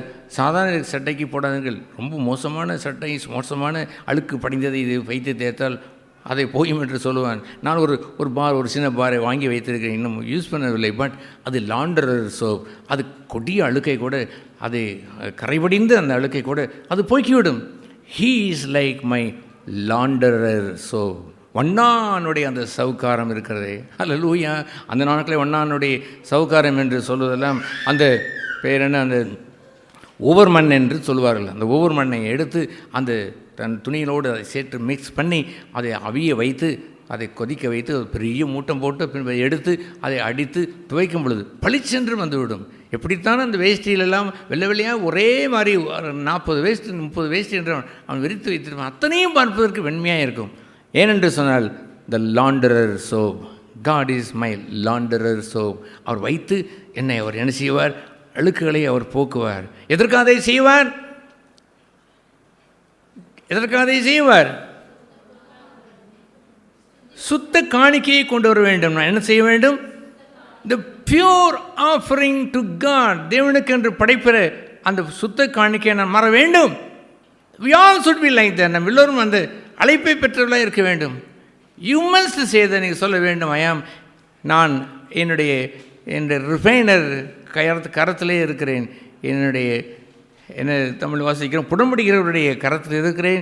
நான் என்னை சுத்தம் பண்ணிக்கிற எதை வைத்திருக்கிறார்? என்ன நவச்சாரம், அந்த வண்ணாருடைய சவுக்காரத்தை வைத்திருக்கிறார். லாண்டர் சோப் வைத்து என்னை தேய்த்து கொண்டிருக்கிறார். You must say that. இவனால் நடந்தது, அதனால் நடந்தது, இது இல்லை அது இல்லை என்று புலம்பிக் கொண்டிருக்கிற ஒரு ஜனம் தேவ ஜனமாய் அது இருப்பதில்லை. அவர்கள் நசல் கொண்டவர்களாக இருக்கக்கூடும். அவர்கள் தன்னை கரத்தை தேவனுடைய கரத்தில் ஒப்புவிக்க தயங்கி அந்த நாளை சகிக்கக்கூடாதவர்களாய் இருக்கிற மக்களாய் அவர்கள் போய்விடுவார்கள். அது போன்றவர்கள் அல்ல. எஸ், ஐ ஆம் இன் த ரிஃபைனர் ஹேண்ட். நான் அந்த புடமுடிகிறவருடைய கரத்தில் இருக்கிறேன். அந்த நாள், அந்த புதிய ஏற்பாட்டுக்குரியவன் வந்துவிட்டது. அவருடைய கரத்தில் அந்த தூதன், இந்த உடன்படிக்கையின் தூதன் ஆண்டவர் வந்து என்னை அவர் புடமுடிகிறார். அவர் உட்கார்ந்து, 3ஆம் வசனம் பாருங்கள், எவ்வளவு நம்பிக்கையை பாருங்கள். அவர் உட்கார்ந்து என்னை வைத்து, உட்கார்ந்து என்றால் இவனை நம்பி இவனை சுத்தம் செய்வதற்கு உட்கார்ந்து விட்டார். இவன் பாதி சுத்தம் செய்ய கொண்டு இருக்கும்போது ஓடி போயிடுவான். இவன் கொஞ்சம் சுத்தம் ஒப்பு கொடுப்பான். அடுத்த கொஞ்சம் ஹீட்டை கொஞ்சம் உயர்த்தி அந்த ஸ்பார்க்கை ஊதுவானே பார்க்கலாம். அந்த தங்கம் அந்த ஊதுவனை கொஞ்சம் கவனித்து பார்த்ததுண்டா, பெரிய ஒரு குழலை வைத்து ஊதுவான், லேசான புகை. அடுத்து இன்னும் கொஞ்சம் ஷார்ப்பாக இருக்கக்கூடிய குழலை ஊற்றுவான், இன்னும் கொஞ்சம் ஷார்ப்பாக அதை அடிக்கும். இன்னும் கொஞ்சம் கூட அங்கே அழுக்கு இருக்கக்கூடாது, ஒரு சின்ன ஒரு வைத்து பூணத்து ஷார்ப்பாய் அந்த லென்ஸை வைத்து அந்த சூரியனில் வைத்தால் அது எப்படி கீழே ஒரு சின்ன புள்ளி வந்து சுடுகிறதோ, அதுபோல் பயங்கரமான ஒரு ஹீட்டை வைத்து அந்த ஊதி அவன் உள்ளே வைத்து ரிஃபைனட் புடமிட்டு அவன் எடுக்கிறான்னு பாருங்கள். அவர்களோ ஒரு பெரிய குழலை வைத்து ஊதும் பொழுதே ஓடி போய்விடுகிறார்கள். அவர்களை நம்புவதில்லை. என்னை நம்பி உட்கார்ந்து வெள்ளியை புடமிட்டு சுத்திகரித்து கொண்டிருப்பார். ஹல்லேலூயா. உங்களை நம்பி, என்னை நம்பி அவர் என்ன செய்கிறார்? ஹி சிட் டவுன், உட்கார்ந்து விட்டார். அந்த நாட்களில் அந்த புடமுடிகிற மக்களை நிறைய நான் பார்த்துருக்கிறேன். இந்த தங்க ஆசாரிகள் உட்கார்ந்து செய்கிற இடம் நன்றாக சமட்டீன் என்று நல்ல காலை மடக்கி உட்கார்ந்து கொண்டு எங்கும் கவனம் செலுத்தாமல் இந்த வெள்ளையவே இந்த பொன்னையவே பார்த்து அந்த குழாயை மாற்றி வைத்து ஊதிக்கொண்டே இருக்கிறார்களே. ஏனென்றால் இது சுத்த பொன்னாய் மாறும். கண்டிப்பாய் என் கையில் அடங்கப்பட்ட ஒன்று, இது களிம்பெல்லாம் எடுப்பேன் என்ற நம்பிக்கையோடு உட்கார்ந்து அதை வேலை செய்கிறார். God should sit down like that. உங்களை குறித்தும் என்னை குறித்தும் அப்படி இருந்திருக்க வேண்டும். ஹல்லேலூயா. ஐ ஆம் பாஸ்ட், நான் கடந்திருக்கிறேன், கடந்து போய் கொண்டிருக்கிறேன். டுடே, இன்று வரைக்கும் கடந்து போய் கொண்டிருக்கிறேன். ஹீ நோஸ் மீ, அவர் என்னை அறிந்திருக்கிறார். He sit down and cleaning அதை க்ளீன் பண்ணிக்கொண்டே, கழுவி கொண்டே, சுத்திகரித்து கொண்டே, புடமிட்டு கொண்டே இருக்கிறார் ஐயா. அதுபோன்று உங்களை நம்பி அவர் உட்கார்ந்து அவர் புடமிட வேண்டும். பிதாவே, வேறு யாருக்காக நான் ஜெபம் செய்யவில்லை. இவர் உலகத்தார அல்ல, உம்முடையவர்கள் ஆவை இவர் நம்மோடு கூட இவர் இருக்கிறார்கள். மற்றவர்களுக்கு ஜெபம் செய்யவில்லை. இதோ நீ தந்த இந்த சீசனுக்காக நான் ஜெபம் செய்கிறேன். அவர் எல்லோருமே புடமிடுவார். அந்த பாக்கியத்தை எல்லோருக்குமே அவர் தருவார். அந்த மதிப்பை உணராதவர்களுக்கு தருவார். சீக்கிரத்தை எரிந்து போகின்ற அந்த மரத்திற்கும் அந்த சாதாரண அந்த மண்ணுக்கும் அதை கொடுப்பார். இதோ இந்த சீசர்கள் இவர்களுக்கு என்று அவர் சொன்னாரே, அந்த பாக்கியத்தை பெற்றிருந்திருக்க வேண்டும். அவர்களே உம்மை போல் மாற வேண்டும். பிதாவே, நான் உம்மிலும் நீர் என்னிலும் இருக்கிறதை போல இவர்கள் நம்மிலே ஒன்றாய் மாற வேண்டும் என்று அந்த லக்கை வைத்து புடமிட்டு கொண்டிருப்பார். நேற்று நடந்த நிகழ்ச்சிகளை புடமிட்டார், இன்றும் புடமிடுகிறார். ஆண்டவரே, உம்முடைய கையிலே அடங்கி இருக்கிறேன் என்று அவர்கள் அடங்கி இருந்திருக்க வேண்டும். ஒரே காரணம் என்னவென்றால், I should be a pure offering unto my Lord. என் ஆண்டவருக்கு யாராய் மாற வேண்டும்? சுத்த காணிக்கையாய் மாற வேண்டும். That is the calling of the church. சபையினுடைய அழைப்பு என்று சொல்வதை நான் அன்று 1984 ஜோசப் பாலச்சன் அவருடைய சபையில் நான் வெளியே வர வேண்டிய சூழ்நிலையின் மத்தியிலே வந்தபொழுது அந்த முதல் செய்தி என்னவென்று சொன்னார், God wants a pure offering. ஒரு 3-4 பேர் உட்கார்ந்து அந்த மத்தியிலே நான் சொன்னது உண்டு. அன்று தொடங்கி பல முறை அதை நான் சொல்லியிருந்திருக்கிறேன். காதுள்ளவர்கள் கேட்டிருந்திருப்பார்கள், அனைவரும் கேட்டார்களோ என்று தெரிவதில்லை. டுடே, இன்றோ புடைக்கப்பட்ட ஒரு இடத்துல இருக்கிற நீங்கள் உங்களுக்குள்ளே அப்படி இருக்கலாம். காதுள்ளவர்களாய் கேட்டு, this is my calling in the church. சபையிலே என்னுடைய அழைப்பு இது என்று அறிந்து புடமிட நம்மை ஒப்பு கொடுத்திருக்க வேண்டும். பின்பு அதை என்ன சொல்வார்? உட்கார்ந்து வெள்ளியை புடமிட்டு சுத்திகரித்து கொண்டிருப்பார். அவர் லேவியின் புத்திரரை சுத்திகரித்து, லேவியின் புத்திரர் என்றால் பிரித்தெடுக்கப்பட்ட கோத்திரத்தை போல் அவர் எனக்குரியவர் என்று சொல்லுவாரே, அதுபோன்ற போல் அவர் சுத்திகரித்து அவர்கள் கர்த்தருடையவர்களாக இருக்கும்படிக்கும், அவர்களாக இருக்கும்படிக்கும் they should belong to God, தேவனுக்கு சொந்தமாய் மாறும்படிக்கும். What is that? Not the old testament Levi, பழைய ஏற்பாட்டினுடைய லேவி அவர் சொல்லவில்லை. இந்த கம்மிங் டேஸ், அந்த வரப்போகிற அந்த கவனன்ட் மெசஞ்சர் இருக்கிறாரே, அந்த உடன்படிக்கை, அந்த தூதன், அவர் உடன்படிக்கையின் நாயகரிடத்தில் தங்களை அவர்கள் ஒப்பு கொடுத்து அவர்கள் லேவியின் புத்திரர்களாய் பிரித்தெடுக்கப்பட்டு ஜனமாய் அவர் இருப்பார்கள். பிதாவை இப்படி பிரித்தெடுக்கப்பட்ட என்ற மக்கள் என்று சொல்வது 12 கோத்திரத்தில் பிரித்தெடுக்கப்பட்ட லேவி என்று இல்லாமல், பிதாவே இவர்கள் உலகத்தார் அல்ல என்று சொன்னாரே, that is the division. They don't belong to the world. உலகத்திற்கு உரிய அல்ல என்று தான் அவர் அதை அந்த பிரிவினை உடையவர்களாக இருந்திருக்க வேண்டும். People don't father about that. அதை குறித்து அக்கறைப்படுவதில்லை. தே லிவ், அந்த உலகத்தை எம்ப்ரேஸ் பண்ணிக்கூடியார்கள். என்னை தாழ பண்ணி எடுத்துக்கணும், உன்னை தாழ பண்ணிடணும், காலையை கூட நாங்கள் முத்தம் செய்வோம் என்று சொல்லிவிட்டு உலகத்தை நேசிக்கிறவர் இருக்கிறார்கள். They don't hate the world. உலகத்தை வெறுக்கிறவர் அநேகர் இருப்பதில்லை. ஆகவே இந்த லேவி என்று சொல்லுகிறவன் பிரித்தெடுக்கப்பட்டவன், உலகத்திலிருந்து பிரித்தெடுக்கப்பட்டவனாய் அவன் இருக்கிறான்னு பாருங்கள். அவனைத்தான் அவர் சுத்திகரிப்பார். அவர்கள் கர்த்தருடையவர்கள் நீதியாய் காணிக்கையை செலுத்தும்படிக்கு, ஹல்லேலூயா, என்ன காணிக்கையை செலுத்துவார்? சுத்த காணிக்கை, சுத்த பலி என்று சொல்லியிருந்த நீதியான இந்த காணிக்கையை கொண்டு வருவதற்கு அவர்களை பொன்னை போலவும் வெள்ளியைப் போலவும் புடமிடுவார். ஹல்லேலூயா. அப்பொழுது பூர்வ நாட்களிலும் முந்தின வருஷங்களிலும் இருந்தது போல யூதாவின் காணிக்கையும் எருசலேமின் காணிக்கையும் கர்த்தருக்கு பிரியமாக இருக்கும். எப்படி இருக்கும்? ஹல்லேலூயா. என்ன மனபாரத்தை தொடங்கினார்? இஸ்ரவேலே கேள், நாங்கள் கர்த்தருக்கு நாங்கள் தீங்கு செய்தோம், எதை வைத்து நாங்கள் டிஃபைல்மெண்ட், நாங்கள் கர்த்தருடைய வழியில் நாங்கள் தீமையை நாங்கள் செய்தோம் என்று சொல்லி கொண்டிருந்தீர்களே, பாருங்கள், இனி வரப்போகிற புதிய உடன்படிக்கையிலே பாருங்கள், புதிய ஏற்பாடு வரப்போகிறது பாருங்கள். அங்கே என்னுடைய முன்னோடியை போகிற யோவான் அப்போஸ்தலன் யோவான் ஸ்நானகன் அவன் முன்னே செல்லுவான், கர்த்தருக்கு அவன் வழியை ஆயத்தம் பண்ணுவான். பின்பு வருகின்ற அந்த உடன்படிக்கையின் தூதன் கர்த்தர் வருவார். அவர் வந்து அவர்களை தம்முடைய சொந்த ஜனத்தை புடமிட்டு சேர்த்துக்கொள்வார். அவர்களை யாரையும் மாற்றி விடுவார்? சுத்த காணிக்கையாய் மாற்றுவார். ஹல்லேலூயா. எத்தனை பேர் இந்த அழைப்பை உணர்ந்தீர்களோ அத்தனை பேர் அல்லேலூயா சொல்லுங்கள். Hallelujah. Yes, that is a wonderful thing. We are the people of God. அவர்கள் யார் என்று அவர் சொல்லியிருக்கிறார். அவர்களை கர்த்தருக்கு உரியவர்கள் என்று அந்த முந்தின வசனத்திலே அதை அவர் சொல்லுவார். யார் அவர்கள்? கர்த்தருடையவர்கள். 3ஆம் வசனத்திலே அவர்கள் கர்த்தருடையவர்கள். நான் யார்? அந்த அவர்கள் என்ற இடத்துல அண்டர்லைன் பண்ணி உங்கள் பேரை போட்டு வைக்க எழுத முடிகிறதா என்று பாருங்கள். விரல் கூட சில சமயம் வருவதில்லை. என்னையா நீ உலகத்துக்கு வாழ்ந்துவிட்டு, இச்சைக்கு வாழ்ந்துவிட்டு, மோகத்திற்கு வாழ்ந்துவிட்டு, பண ஆசைக்கு வாழ்ந்துவிட்டு, கேவலமான ஒரு பிரிவினைக்கு நீ கை கொடுத்து வாழ்ந்துவிட்டு கர்த்தருக்குரியவன் என்று எழுத பார்க்கிறாய் என்று உங்களுக்கே தடை உண்டாகிவிடும். எழுதி வைத்து முடிகிறதா என்று பாருங்கள். அவர்கள் என்ற இடத்துல உங்கள் பெயரை வைத்து கர்த்தருடையவர்கள் என்று உடையவர்களாய் வரும்பொழுதுதான் He makes the pure offering. நம்மை வைத்து அவர் சுத்த காணிக்கையாய் படைக்கிறார். It is not of me, என்னால் வருவதில்லை. எங்களால் யாதொன்றும் ஆகுமோ என்று நாங்கள் பவுல் சொல்லுவார். அப்படி இருக்க வேண்டும் ஒரு சபை. எப்பொழுதும் கர்த்தரை போற்றுகிற சபையாக இருக்க வேண்டும். It is God, it is God, God who did that. பரிசுத்தரே என்று கேட்டார். ஹூ இஸ் பரிசுத்தரே? It is God who made me holy. என்னை பரிசுத்தராய் மாற்றியது கர்த்தர். ஹல்லேலூயா. We should bring glory to God alone. தேவன் ஒருவருக்கே கனம் செலுத்த வேண்டும். ஒரு உபதேசத்திற்கு கனம் செலுத்தி விடக்கூடாது. ஒரு வெறும் போதகத்தை வைத்து நாம் கனம் செலுத்தி விடக்கூடாது. It is God. தேவன்தான் அதை செய்தார் என்ற கனத்தை உடையவன் நிலைத்திருப்பான். கனமும் மகிமையும் வல்லமையும் என்றென்றைக்கும் உம்முடையதே என்று சொல்லவன் நிலைத்திருப்பான். அவன் ஒருவனே அவன் அந்த தெய்வத்தோடு கூடிய உள்ள அந்த நிலைத்திருப்பதற்கு உரியவன். என்னால் ஆனதென்று அவன் சொல்லிவிடக்கூடாது. எத்தனை பேர் வேக வேகமாக நான் அந்த வருஷம் ரட்சிக்கப்பட்டு, இந்த வருஷம் ஞானஸ்நானம் பெற்றேன், இந்த வருஷம் நான் அபிஷேகம் பெற்றேன் என்று இருப்பதில்லை. நான் பெற்றேன் என்று சொல்வதை பார்த்தால் இவர்கள் பெரிய பரிசுத்தவாட்டியோ என்று எண்ணுவதை போல் தங்களை வைத்து சொல்லிவிடுவார்கள்.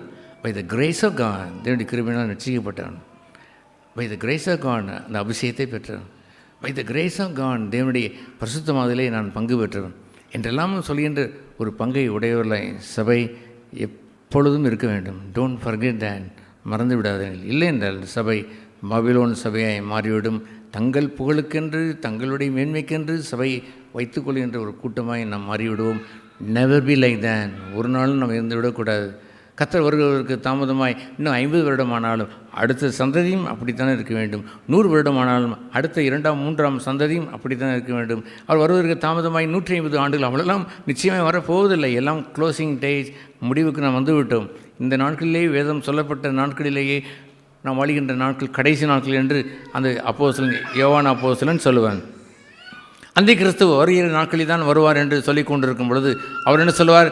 யார் சொன்னது? அந்தி கிறிஸ்து நமக்குள்ளே இப்பொழுதே இருக்கிறான் என்று அவர் சொல்லி வைத்து விட்டார். எதுவுமே இனிமேல் வரும் எண்ணிக்கொண்டிருக்கிற இந்த மக்கள் மத்தியிலே திடீரென்று வருவார். அவர் திருடன் போல் வருவார். தனக்குரிய விலையேறு பெற்றதை கொள்ளையாடி விட்டு போய்விடுவார். தனக்கென்று விலையேறு பெற்றவர்களை அவர் திருடன் எடுப்பதை போல் அள்ளி கொண்டு போவார். திருடன் வந்து குப்பையை அவன் எடுக்க வருவான். விலையேறு பெற்ற பொக்கிஷங்களை எடுக்க வருவதை போல் என்னை தேடி பிடித்து என்னை கொண்டு போய் விடுவார். இந்த உலகத்தை அழிவிற்கென்றும் நியாய தீர்ப்புக்கென்றும் ஒப்பு கொடுத்து விட்டு என்னை எடுத்துக்கொள்வார். ஹல்லேலூயா. அதுபோன்ற ஒரு சந்ததியாய் இருப்பதை அங்கே அவர் கூறுகிறார். ஹீ இஸ் டிலைட்டட் தேர். அவர் அதை குறித்து என்ன அடைகிறார்? பெரும் மகிழ்ச்சியை அடைகிறார். இதோ என் நேசகுமாரன், நான் எப்படி இருக்கிறேன், பிரியமாக இருக்கிறேன் என்று சொல்வதை போலவே அந்த நாட்களில் பவுல் இவ்வாறு அவர் எழுதும் பொழுது வாசிக்கிறோம் எபேசிலேயோ அல்லது என்று பிலிப்பிலோ வாசிக்கும் பொழுது நான் புர்ஜாதியரை வைத்து அவளோடு நான் ஊழியம் செய்து அவர்களை சுத்த காணிக்கை கர்த்தருடைய சமூகத்திற்கு ஒப்பு கொடுக்கும்படி என்னை பானபலியாய் நான் தந்து ஊழியம் செய்தேன் என்று சொல்வார். எதற்காக நான் ஊழியம் செய்கிறேன்? ஆசைக்காக ஊழியம் செய்வது என்று பெயருக்கும் புகழுக்கும் ஊழியம் செய்வதா, அல்லது ஜனங்களை என்னுடைய பணத்தை இச்சித்து மோகித்து நான் ஊழியம் செய்வதா? பெரும் கூட்டத்தை சேர்க்க வேண்டும். அந்த அரசியல் கூட்டத்தை சேர்க்கிறதை போல கூட்டம் இருக்க வேண்டும். அங்கே குறைந்தது ஒரு 50 குடும்பமாக இருக்க வேண்டும் என்றால் நாம் ஊழியம் செய்ய வேண்டும். அவர் வைத்திருந்த அந்த சீசர்கள் எல்லாம் திரளான கூட்டம் வெளியே இருந்தாலும், பிதாவே இந்த உலகத்திற்கு நான் ஜெபம் செய்யவில்லை, இதோ நீ தந்த இவர்களுக்காக. நாட் ஈவன் 12 தேர். அங்கே அந்த நேரத்தில் 12 கூட இல்லை, 11 பேர் தான். ஒருவன் பிசாசாய் மாறினான் என்று ஆண்டவர் சொல்வார். அவன் தானாய் கேட்டான், கெட்டு போயிடும், தானாய் கெட்டு போனான். ஆகவே அதுபோன்ற ஒரு மக்களாய் ஒரு சிறிய குழுவாய் இருப்பது ஒரு பாக்கியம் அல்லவா? புதிய ஏற்பாட்டில் உள்ள அந்த கடைசி பகுதி எப்படி ஆரம்பிக்கிறது என்று தெரியுமா? திரள் கூட்டம், அனைத்து சீசர்கள் என்றெல்லாம் 70 சீசர்கள், அந்த 120 சீசர்கள் என்றெல்லாம் பெருகியிருந்தாலும் ஒரு ரெம்னன்ட் என்று பெயரை அங்கே வாசிக்கிறோம். ரெம்னன்ட் என்ற அர்த்தம் மீதியானவன் என்று பெயர். பேர் என்ன? மீதியானவர்கள். அந்த கிதியோன் படையிலே அப்படி இருந்தது. முதல்ல எத்தனை பேர் வந்தார்கள்? 30,000 30,000 30,000 பேர் வந்தார்கள். எவனுக்கெல்லாம் அப்பாவிடம் தன்னுடைய அந்த என்னுடைய அண்ணன் தம்பி என்ற ஆசையோடு உலக ஆசையை வைத்திருக்கிறானோ, உலக சிநேகத்தை வைத்திருக்கானோ, அவன் லெட்டியும் கோ, அவன் போகட்டும் என்று சொன்னவுடன் எத்தனை பேர் போய்விட்டார்கள்? 20,000. ஏஸ், அந்த 20,000 பேர் போய்விட்டார்கள். 20,000 பாருங்கள். ஒரு ஆண்டவர் சொன்ன அந்த ஒரு வார்த்தை எத்தனை பேர் பிரித்தெடுத்தது? அந்த 30லேருந்து 2 பங்கு பகுதி போய்விட்டது ஐயா. அதற்கும் என்ன ஆண்டவரே, அவன் மீதியானுடைய அந்த படை அவ்வளோ இருக்கிறார்கள், நாங்கள் அவன் வெட்டுக்கிளியே போய் கிடக்கிறான், நாங்கள் கொஞ்சம் பேர் என்று சொன்ன பொழுது இதுவுமே அதிகம்தான், இவர்களை நான் என்ன செய்ய வேண்டும், புடைக்க வேண்டும் என்று கூறி அவர்களை நடக்க வைத்து அவர்களுக்கு தாகம் எடுத்து பின்பு ஓடை அங்கே அவர் நிலத்தை பிளந்து அங்கே தண்ணீரை இங்கே கொண்டு வந்து வைத்தவுடன் கையில் இருக்கிற அத்தனையும் தூக்கி எறிந்து விட்டு, பட்டயத்தை எல்லாம் தூக்கி எறிந்து விட்டு அவர்கள் அள்ளி குடித்தார்கள். ஆனால் ஒரு சிலரோ பட்டயத்தை கையில் வைத்துக்கொண்டு எதிரியை பார்த்து கொண்டு தன் கையினாலே அவர்கள் நாய்களை போல அவர்கள் குடித்து கொண்டிருக்க இவர்கள் என்ன செய்தார்கள்? கையிலே அள்ளி ஒரு விரலை ஒரு கையை வைத்து அள்ளி குடித்தார்கள். அவளை மாத்திரம் பொறுக்கீடு என்று சொன்னபொழுது எத்தனை பேர் இருந்தார்கள்? ஜஸ்ட் 300. 30,000 எங்கே, 300 எங்கே? புடைத்து எடுத்திருக்க வேண்டும் சபையில். எத்தனை பேர் இருக்கிறான் என்று சொல்வதா மேன்மை? ஐ டோன்ட் க்ளோரி இந்த, நான் ஒரு நாளும் அதை மேன்மைப்படுத்தியதே இல்லை, 100க்கு 100 மேன்மைப்படுத்தியதே இல்லை. அந்த மக்களுடைய குவாலிட்டி என்ன? அவள் சுத்த காணிக்கையாக வாழ்கிறார்களாம், எல்லோரும் அபிஷேகம் பெற்றவர்கள் தானா, சீசலாக வாழ்கிறார்களாம், அதுதானே மேன்மை. அதுபோன்று அந்த மேன்மைக்கு உரியவர்கள் கொஞ்சம் பேராயிருந்தால் போதும். இவர்கள் வந்துவிட்டால் கர்த்தருக்கு ஜெயம் எடுப்பார்கள். இஸ்ரவேலிலே சேனைகளின் கர்த்தர் இருக்கிறார் என்று சொல்லப்படும் என்று அந்த கொஞ்சம் பேரை வைத்து ஜெயம் பெற்றார் பாருங்கள். That is the church. அதுதான் சபை. சபையினுடைய மேன்மை அப்படி அறிந்திருக்க வேண்டும். நாட் லுக்கிங் இங்கேயும் அங்கேயும் வேடிக்கை பார்த்து அங்கே அந்த கத்தோலிக்க சபையிலே 5,000 பேர் ஒரே நேரத்தில் கூடுகிறார்கள், அது அந்த சபையிலே 2,000 பேர் கூடுகிறார்கள், கூடட்டுமே. வி ஆர் நாட் ஃபைட்டிங், அல்லது அதை குறித்து நாம் போட்டியும் போடுவதில்லை. லெட் பி தேர், அங்கே இருக்கட்டும். எப்படியோ இயேசுவின் நாமம் அங்கேயும் பிரசங்கிக்கப்படுகிறது, தேட் இஸ் ஹாப்பி. அதை நாம் மகிழ்ச்சி அடையத்தான் செய்கிறோம். இவ்வளோ கூட்டம் இருந்தாலும் ஏதோ ரட்சிப்பை அடையக்கூடிய மக்கள் அங்கே இருக்கத்தானே செய்வார்கள். ஹல்லேலூயா என்று சொல்லத்தானே இருப்போம். அல்லாமல் வி ஹேவ் நோ காம்படிஷன். நாம் போட்டி போட்டு அங்கே மக்கள் மத்தியிலே நாங்கள் அவர்கள் அதிகமாக இருக்கிறார் என்று பொறாமையோ எண்ணங்களோ ஒரு நாளும் நாம் வருவதில்லை. We don't do that. But இந்த இருக்கக்கூடிய அந்த கொஞ்சம் பேர், தே ஷுட் பி ஹோலி, பரிசுத்தராக இருக்க வேண்டும். அவள் தேவனுக்கென்று தங்களை தூய்மையான பலியை காணிக்கையை செலுத்துவதை அதை மாற வேண்டும். எனவே அந்த பவுல் அதை சொல்லும் பொழுது, நான் புரஜாதியரை எங்கே கொண்டு வந்தேன், நான் தேவனுக்கென்று படைப்பதற்கு தூய்மையான பலியாய் நான் கொண்டு வருவதற்கு நான் பானபலியாகி போனேன் என்று சொல்வார்களை. கொண்டு வருவதற்கு தன்னுடைய தியாகத்தை எப்படி சொல்கிறார் என்று பாருங்கள். நல்ல குவாலிட்டியாய் அவளை உருவாவதற்கு பெயின், ஒரு வலி உண்டாகும், அதில் கஷ்டங்கள் உண்டாகும், வேதனைகள் உண்டாகும். குவாரியை வெட்டுகிறவனை கல் தாக்கும் என்று இருக்கிறது. He will be suffered. ஏராளமான அவர்கள் பாடுகளும் கஷ்டங்களும் அவர்கள் படுவார்கள். அவர் எப்படி அவர் சொன்னார், கிறிஸ்து உங்களுக்குள் உருவாகுவதற்கு கற்ப வேதனைப்படுகிறேன் என்று சொல்வார். அவர் என்ன காணிக்கையை எண்ணி பார்த்து விட்டு மகிழ்ச்சி அடைவார். அவர் ஆட்களை நிறைய வந்து விட்டார்கள், ஹல்லேலூயா என்று அவர் மகிழ்ச்சி அடைந்து கொண்டிருப்பார். கிறிஸ்துவர்களுக்குள் உருவாகிறார்களா என்பதை குறித்து கற்ப வேதனை அடைவார்கள். சகோதரிகளே, தட் இஸ் அ சர்ச். அதுபோன்ற ஒரு சபையில் இருக்கிறோம் என்ற உணர்வு இருந்தால் நீங்கள், ஆண்டவரே இந்த போன்ற ஒரு சபையில் நானும் ஒரு பகுதியாக இருப்பதற்கு பாக்கியம் என்னையும் புடமிடும் என்று சொல்லி கிறிஸ்து வளருவதற்கு ஒப்பு கொடுத்து நல்ல தூய்மையான காணிக்கையாய் மாற வேண்டும் என்று அல்லவோ உங்களுடைய மனபாரம் இருந்திருந்திருக்க வேண்டும். I don't want to be drifted away. அதிலிருந்து விலகி நான் போக விரும்புவதில்லை. ஒரு முறை அந்த நாட்களிலே ஒரு சிலருடைய அது முரட்டாட்டம் செய்து தீமையெல்லாம் செய்த முன்பு ஒரு 30 வருடங்களுக்கு முன்பு செய்த பொழுது, லார்ட், ஈவன் இஃப் ஐ ஆம் ஸ்டாண்டிங் அலோன், நான் தனிமையைத்தான் இருக்க வேண்டும் என்று சொன்னார். நான் உமக்கென்று நாமத்துக்கென்று ஐ வில் ஸ்டாண்ட் அலோன், நான் தனிமையாக இருப்பதற்கு ஆயத்தம் என்று என் ஆண்டவரிடத்தில் நான் ஒப்பு கொடுத்த மனுஷன் நான். ஆகவே it is not that people crowd, it is the quality. நிறைய ஆத்ம ஆதாயத்தை விரும்புகிறோமா? ஏஸ், நாம் செவ்வாய்க்கிழமை தோறும் அந்த சூசைஸை அந்த ஒளிப்பெருக்கை வைத்து எத்தனை பேருக்கு நம்ம சொல்லுகிறோம், எத்தனை லட்சக்கணக்கான சூசைஸை பிரதி அடித்திருக்கிறோம். ஆத்ம ஆதாயத்தை நாம் விரும்புகிறவர்களா? ஏஸ். ஆத்மா நேசிக்கிறவர்களா? ஏஸ். ஆத்ம ஆதாயம் தேடுகிறவர்களா? ஏஸ். ஆகிலும் இந்த சர்ச் கம்ஸ், சபை என்று வரும்பொழுது சபையின் தலைவராக இருக்கிறவர் விரும்புவது என்னவென்று சொன்னால், தி ரிஃபைனர், அவர் வந்து நிற்பதெல்லாம் அவர் புடமுடுகிறவராய், த லாண்டரர் சோப், அண்ணானுடைய அந்த நவச்ச சவுக்காரமாய் அங்கே இருக்கிறாரே, அவர் என்ன விரும்புகிறாரோ அந்த ஸ்டாண்டர்ட் சபையிலே வேண்டும். ஏதோ ஒரு கிளப் போல் வந்துவிட்டு போய்கிறதே போல் ஒரு சோசியல் ஒரு கேதரிங் என்று ஒரு காலம் இருந்துவிடக்கூடாது. சகோதர சகோதரிகளே, முன்பு இருந்தார்களோ இல்லையோ, இனி உங்களிடத்தில் அப்படி இருக்கலாகாது என்று பொறுப்புடையவர்களாய் நாம் வாழ வேண்டும். ஏன் ஆண்டவர் அதை அந்த பரிசுத்தமாகுதலை குறித்து சொல்லுவதை கடைசியாய் நாம் குறிப்பிட வேண்டும் என்று சொன்னால், அந்த யோவான் 17ஆம் அதிகாரத்தில் எப்படி அவரை நம்மை அவர் அந்த அந்த சவுக்கார அந்த வண்ணானுடைய சவுக்காரமாய் இருந்து, அல்லது நம்மை அந்த உலையிலிட்டு அவர் நம்மை சுத்திகரிக்கின்ற ஒரு பகுதி இருக்கிறதே, அதுக்கு பேர் என்னவென்று தெரியுமா? சாங்டிஃபிகேஷன். அவன் அந்த ஊதுகின்ற உலையிலே ஊதுகின்ற பெரிய குழல், அது முதல் சாங்டிஃபிகேஷன். கொஞ்சம் அடுத்து மீடியமான குழல், இன்னொரு சாங்டிஃபிகேஷன் சின்னதாக எடுத்து ஷார்ப்பாக வைத்து அந்த வெப்பத்தை வைத்து அந்த தங்கத்தை தூக்கி வைத்து அடிக்கிறானே பாருங்கள். அதுபோன்று கூட்டிக்கொண்டே போவார்.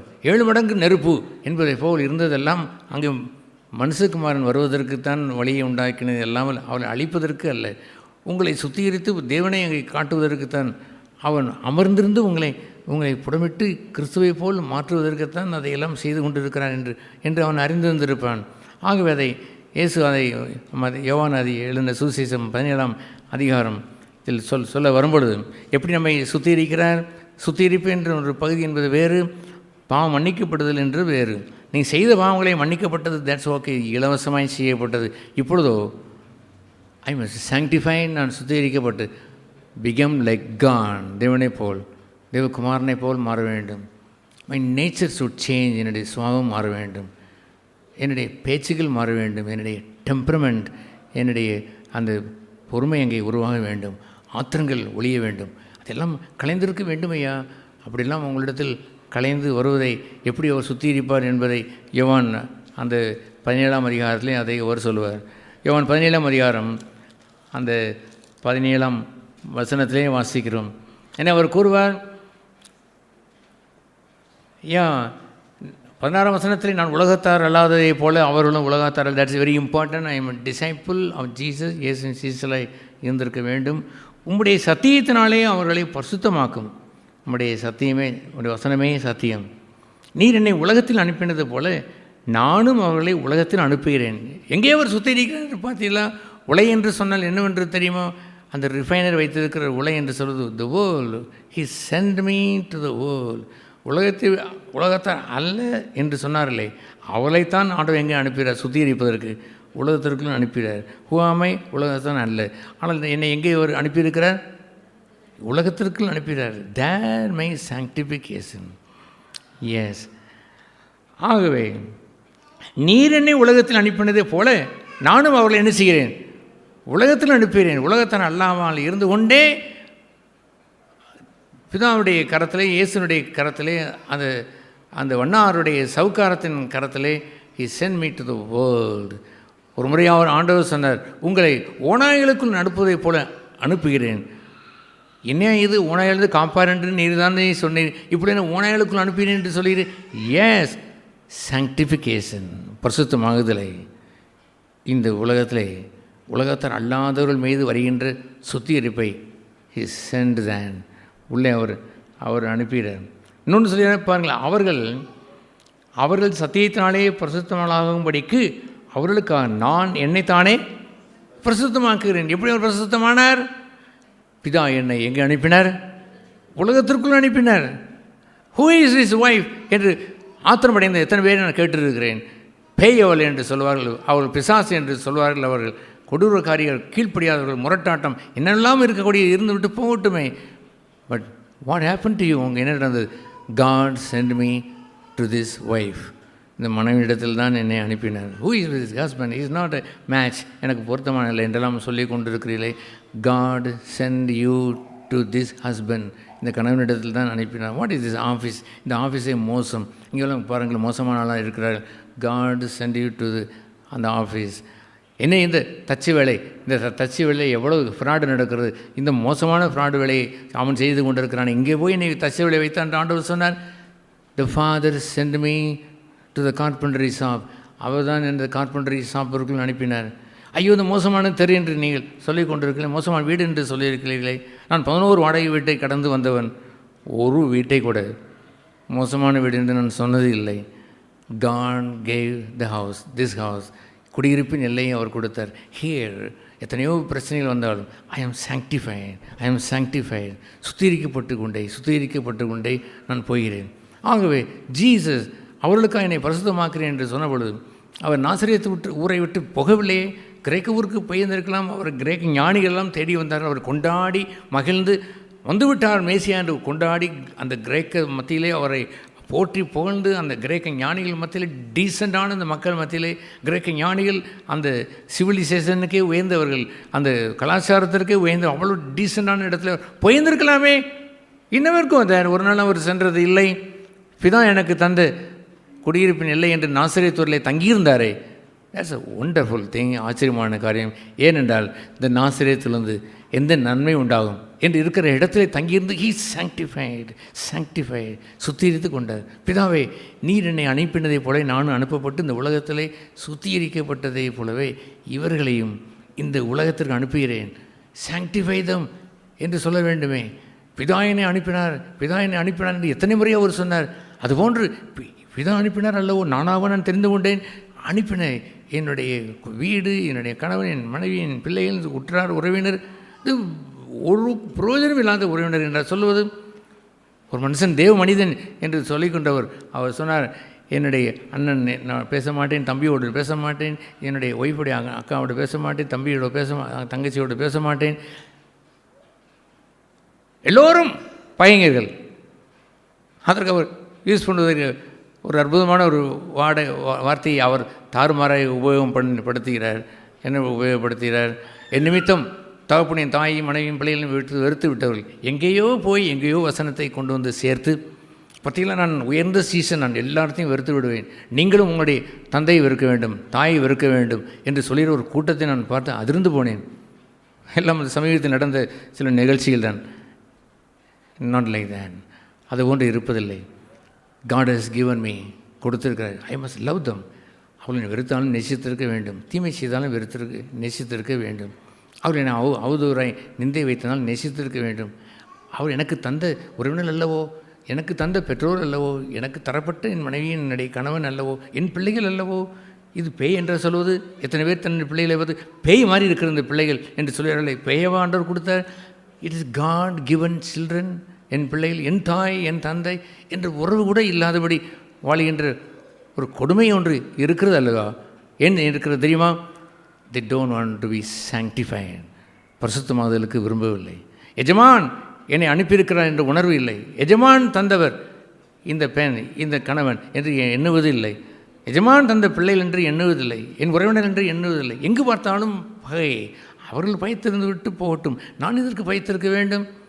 No, I belong to God. நான் தேவனுக்கு சொந்தமானவன். I need sanctification. பரிசுத்தமாகுதலை நான் விரும்பியிருக்க வேண்டும். எனவே உங்களுடைய பரிசுத்தமாகுதலை சோதித்து பார்த்து ஐ ஆம் சென்ட், அனுப்பப்பட்டவன் என்று போட்டு பாருங்கள். அதை மனப்பூர்வமாக ஏற்றுக்கொள்ளுங்கள். உலையிலே அவர் ஏற்றுக்கொள்வார். அவர் ரிஃபைனர் உட்கார்ந்து உங்களை வைத்து புடமிடத் தொடங்கி விடுவார். புடமிடுதலுக்கு விலகி போய் எல்லோரையும் பயத்து விட்டு நின்று கொண்டிருப்பதா புடமிடுதல்? தேவன் தந்தவர், தேவன் தந்த குடும்பம், தேவன் தந்த சபை என்றெல்லாம் தங்கியிருக்கிற ஒரு மனிதன் தான் he will be sanctified, பரிசுத்தமாவான். ஏன் பரிசுத்தமாகிறோம்? ஒரே ஒரு காரணம், சுத்த காணிக்கை, the pure offering to God. ஊனம் கொண்டதாக இல்லாமல் சுத்தமாய் மாறுவதற்கு கிரியை செய்கிற சபையிலே இருக்கிறீர்கள். கர்த்தர் அதை செய்து கொண்டிருக்கிறார். நாம் விழிப்பாய் வரும் நாட்களிலே நம்முடைய அழைப்பை உணர்ந்து நாம் எல்லோரும் வாழ கடவோம். சகோதரர்கள், ஆண்டவர் தந்து அவருடைய வார்த்தைக்காக நான் நன்றி செலுத்துகிறேன். தேவனுடைய இதயத்தில் உள்ள பாரம் ஒரு பரிசுத்த காணிக்கையாய் நாம் இருப்பது என்பதை ஆண்டவர் எனக்கு நினைப்பூட்டினதாகவும் ஆண்டவர் தந்து எச்சரித்த ஒரு காரியமாகவும் அது நிமித்தம் மனம் திரும்பும்படியாகவும் ஆண்டவர் கொடுத்த வார்த்தைக்காக நான் நன்றி செலுத்துகிறேன். இந்த நாட்களுக்கு முன்பாக இந்த ரோமர் 6ஆம் அதிகாரத்துலேயுமே நான் படிக்கும் பொழுதும், அது ரோமர் 6ஆம் அதிகாரம் 4வது வசனத்தில், மேலும் பிதாவின் மகிமையினாலே கிறிஸ்து மரித்தோரிலிருந்து எழுப்பப்பட்டது போல நாமும் புதிதான ஜீவனுள்ளவர்களாய் நடந்து கொள்ளும்படிக்கு அவருடைய மரணத்துக்குள்ளாக்கும் ஞானஸ்தானத்தினாலே கிறிஸ்துவுடனே கூட அடக்கம் பண்ணப்பட்டோம். அப்போ நான் அவரோட சேர்ந்து அடக்கம் பண்ணப்பட்டிருக்கிறேன். என் பழைய மனுஷன் அடக்கம் பண்ணப்படுறான், என் பாவங்கள் கழுவப்படுது, நான் பாவத்திலேருந்து விடுதலை ஆகிறேன் அப்படின்ற ஒரு இடத்துக்கு வரும்பொழுது I should also walk in the newness of லைஃப்ன்ற ஒரு சத்தியத்தை ஆண்டவர் எனக்கு வெளிப்படுத்தின பொழுது ஒரு தெளிவான ஒரு காரியத்தையும் ஆண்டவர் எனக்கு உணர செஞ்சார். என்றைக்குமே நான் பழைய மனுஷன் மறிச்சிட்டான். இந்த உலகத்துலேயுமே 2 விதமான கிறிஸ்தவர்களை கூட பார்க்க முடியும். ஒன்று தவறாக அறிந்து கொண்டு இருக்கிற ஒரு கிறிஸ்தவர்கள், ஏன்னா ஒன்று வெறும் கிருபையை மட்டுமே பிடிச்சிட்டு இது கிருபையின் காலம் அப்படின்னு சொல்லிட்டு கிருபைனே பேசிட்டு அவங்க வாழ்க்கையில் பார்த்தா ஆண்டவரை தேடுறதோ, நீதியை தேடுறதோ, நீதியின்படி நடக்கிறதோ, ஆண்டவர் சொன்ன பிரதானமான ஒன்று பரலோக ராஜ்யத்தையும் அது நீதியும் தேடுங்கன்றது தான் ஆண்டவர் சொன்னார்.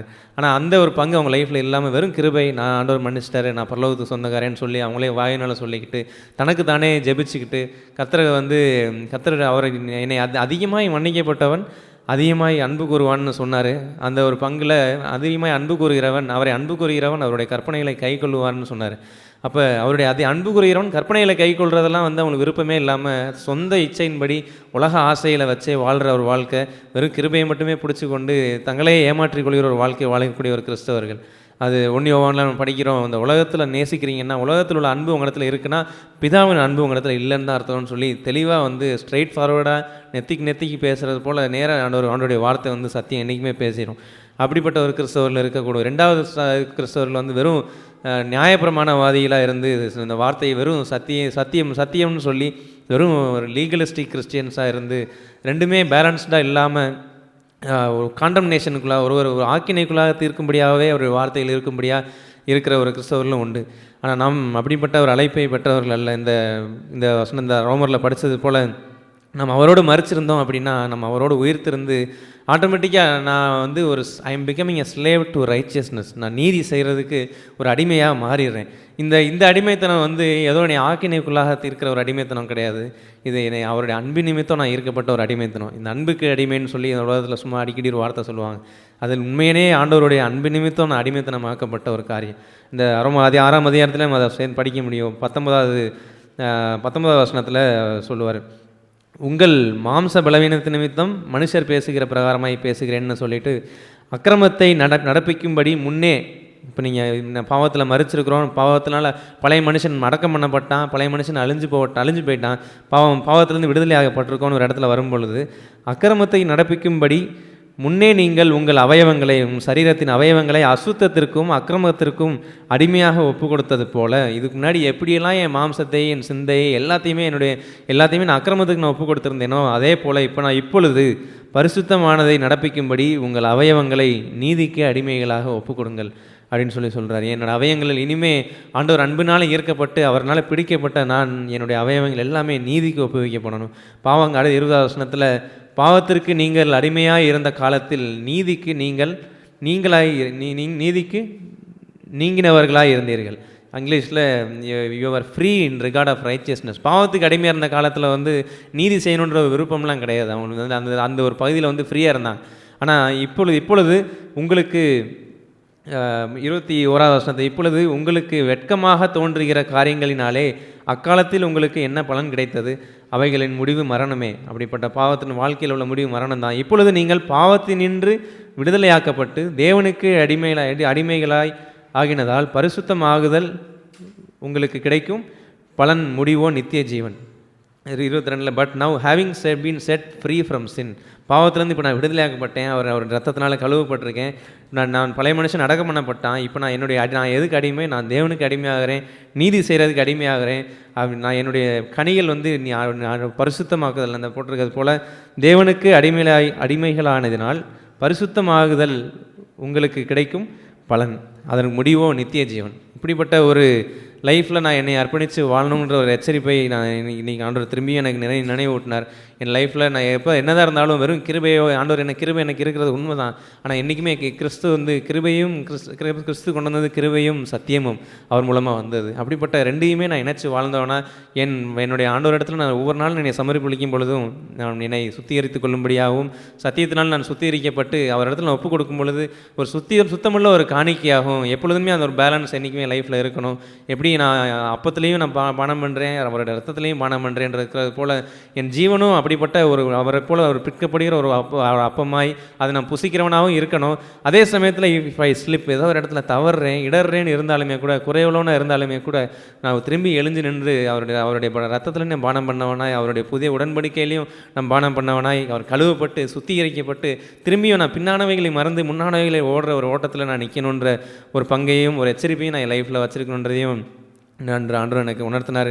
அப்படிப்பட்ட ஒரு வாழ்க்கையில் என்றைக்குமே அந்த ஒரு விபச்சார ஸ்திரியை கைங்களமாக பிடிக்கப்பட்டு ஆண்டவர் அவங்க விடுவிக்கிற அந்த நேரத்தில் நானும் உன்னை ஆக்கினைக்குள்ளாக தீர்க்க வரலன்னு சொன்னார். அப்போ நீ போ அப்படின்னு சொல்லி விடலை அவர். அதே போல் அவர் என்னை ஆக்கினைக்குள்ளாக தீர்க்க வரலன்றது உண்மை தான்.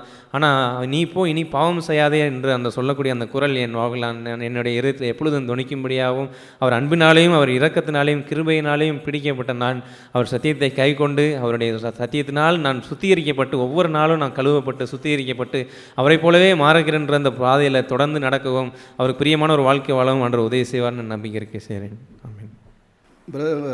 முதல்ல சொன்னது போல் நீங்கள் மிஞ்சி பேசக்கூடாது. நம்ம தேவனை கேட்ட வார்த்தையை இருதயத்தில் வச்சு மெடிடேஷன் பண்ணணும், அதில் ஜீவனை கொண்டு வரணும் அப்படின்னு சொல்லி சொன்னார். அந்த வார்த்தையின்படி நம்ம தன் பெற்றுக்கொண்டதுக்கு மிஞ்சி அதிகமாக பேசக்கூடாது, கவனமாக இருக்கணும் அப்படின்னு சொல்லி சொன்னார். இப்படி சபையில் ஒரு பாதுகாப்பான இடத்துல தேவன் வச்சுருக்கிறாரு. நான் அதிகமாக சபைக்கு தேவனோட வார்த்தைக்கு அதிகம் நன்றியுள்ளவனாக இருக்கிறேன். மல்கியா புஸ்தகம் 1ஆம் அதிகாரத்தில் 11ஆம் வசனத்தின்படி சூரியன் உதிக்கிற திசை தொடங்கி அது அஸ்தமிக்கிற திசை வரைக்கும் என் நாமம் ஜாதிகளுக்குள் மகத்துவமாக இருக்கிறது. தேவனுடைய நாமம் மாத்திரமே திருச்சபையிலே உயர்த்தப்பட வேண்டும். அவருடைய ராஜ்யத்துக்கு கனமும் மகிமையும் துதியும் உண்டாக்கப்பட வேண்டும்.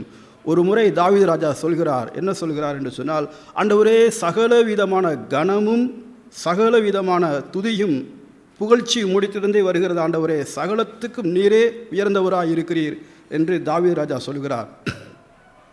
இந்த பூமியிலே தேவன் நம்ம வைத்திருக்கிறோம் என்று சொன்னால் அதில் ஒரு நாமம் மகிமைப்படுகிறது, அவருடைய சித்தம் பூரணமாய் செய்யப்படுகிறது. இங்கே ஒரு சம்பவம் நினைவுக்கு வருகிறது. நேபுகாத்நேச்சர் இருந்ததான ஒரு ராஜா இருந்தார். அவர் தன்னோட வார்த்தையிலே துணிகரம் கொண்டு பெருமையான காரியங்களை பேசிவிட்டு 7 வருஷம் அவர் தேவனால் சிட்சிக்கப்படப்பட்டு தள்ளி வைக்கப்பட்டிருந்தார். பின்பு காரியங்கள்லாம் நடந்த பின்பு அந்த நேபுகாத்நேச்சர் மறுபடியும் தான் இடத்திற்கே அவர் வருகிறார். அப்புறம் அவர் என்ன சொல்கிறார் என்று சொன்னால், தேவனை பார்த்து சொல்கிறார், சகல மகிமையும் சகலத்துக்கும் நீரே புகழ்ச்சியாக இருக்கிறீர் என்று சொல்லி தேவனை அவர் ஸ்தோத்தரித்தார் என்று வேதத்தில் சொல்லப்பட்டிருக்கிறது. அப்போ என்னுடைய வாயின் வார்த்தைகள் மூலமாக என்னுடைய ஜீவியத்தின் மூலமாக சகல காரியத்திலுமே நான் கவனமாக இருக்க வேண்டும், ஞானமாக இருக்க வேண்டும், பொறுமையாக இருக்க வேண்டும், நிதானமாக இருக்க வேண்டும், தேவனை தான் மகிமைப்படுத்த வேண்டும். அவரே சகலத்துக்கும் எல்லாவற்றிற்கும் அவர் போதுமானவராக இருக்கிறார். எலியா என்கிறதான ஒரு மனிதன் இருந்தார். இஸ்ரவேலுக்குள் தேவன் இல்லை என்று சொல்லி அவர் நினைத்து கொண்டிருந்தார்கள். ஆனால் அங்கே எலியா என்பவர் இஸ்ரவேலுக்குள் தேவன் இருக்கிறார் என்பதை அவர் நிரூபித்து காட்டினார்.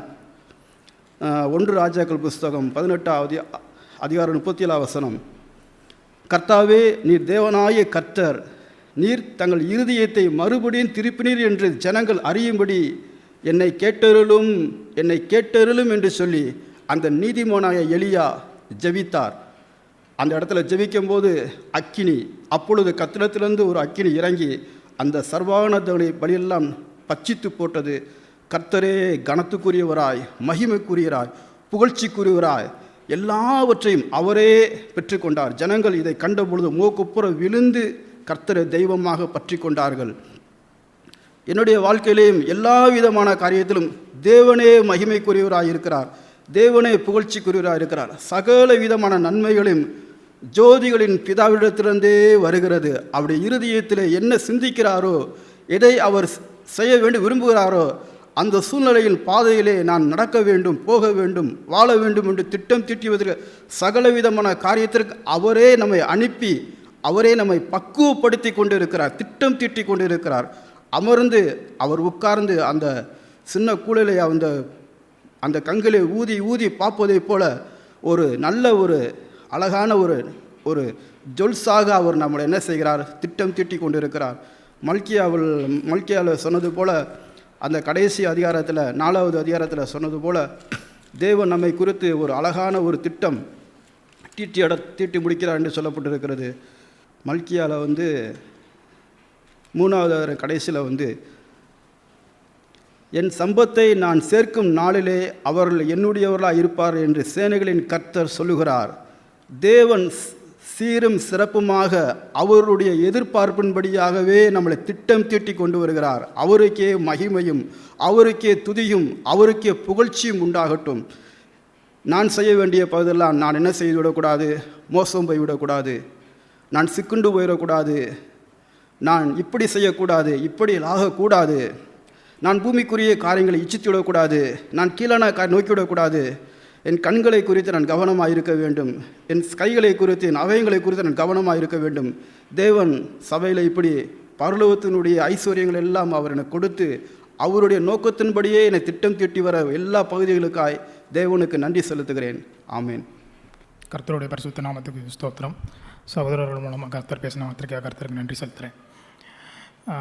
நம்ம ரட்சிக்கப்படுற நாளிலிருந்து ஆண்டவர்களை நடக்க ஆரம்பிக்கிறப்ப அந்த புடமிடுதல் அப்படிங்கிற அந்த பங்கும் நம்ம வாழ்க்கையோட சேர்ந்து அதோட ஒட்டி இணைஞ்சு ஆரம்பிக்குது.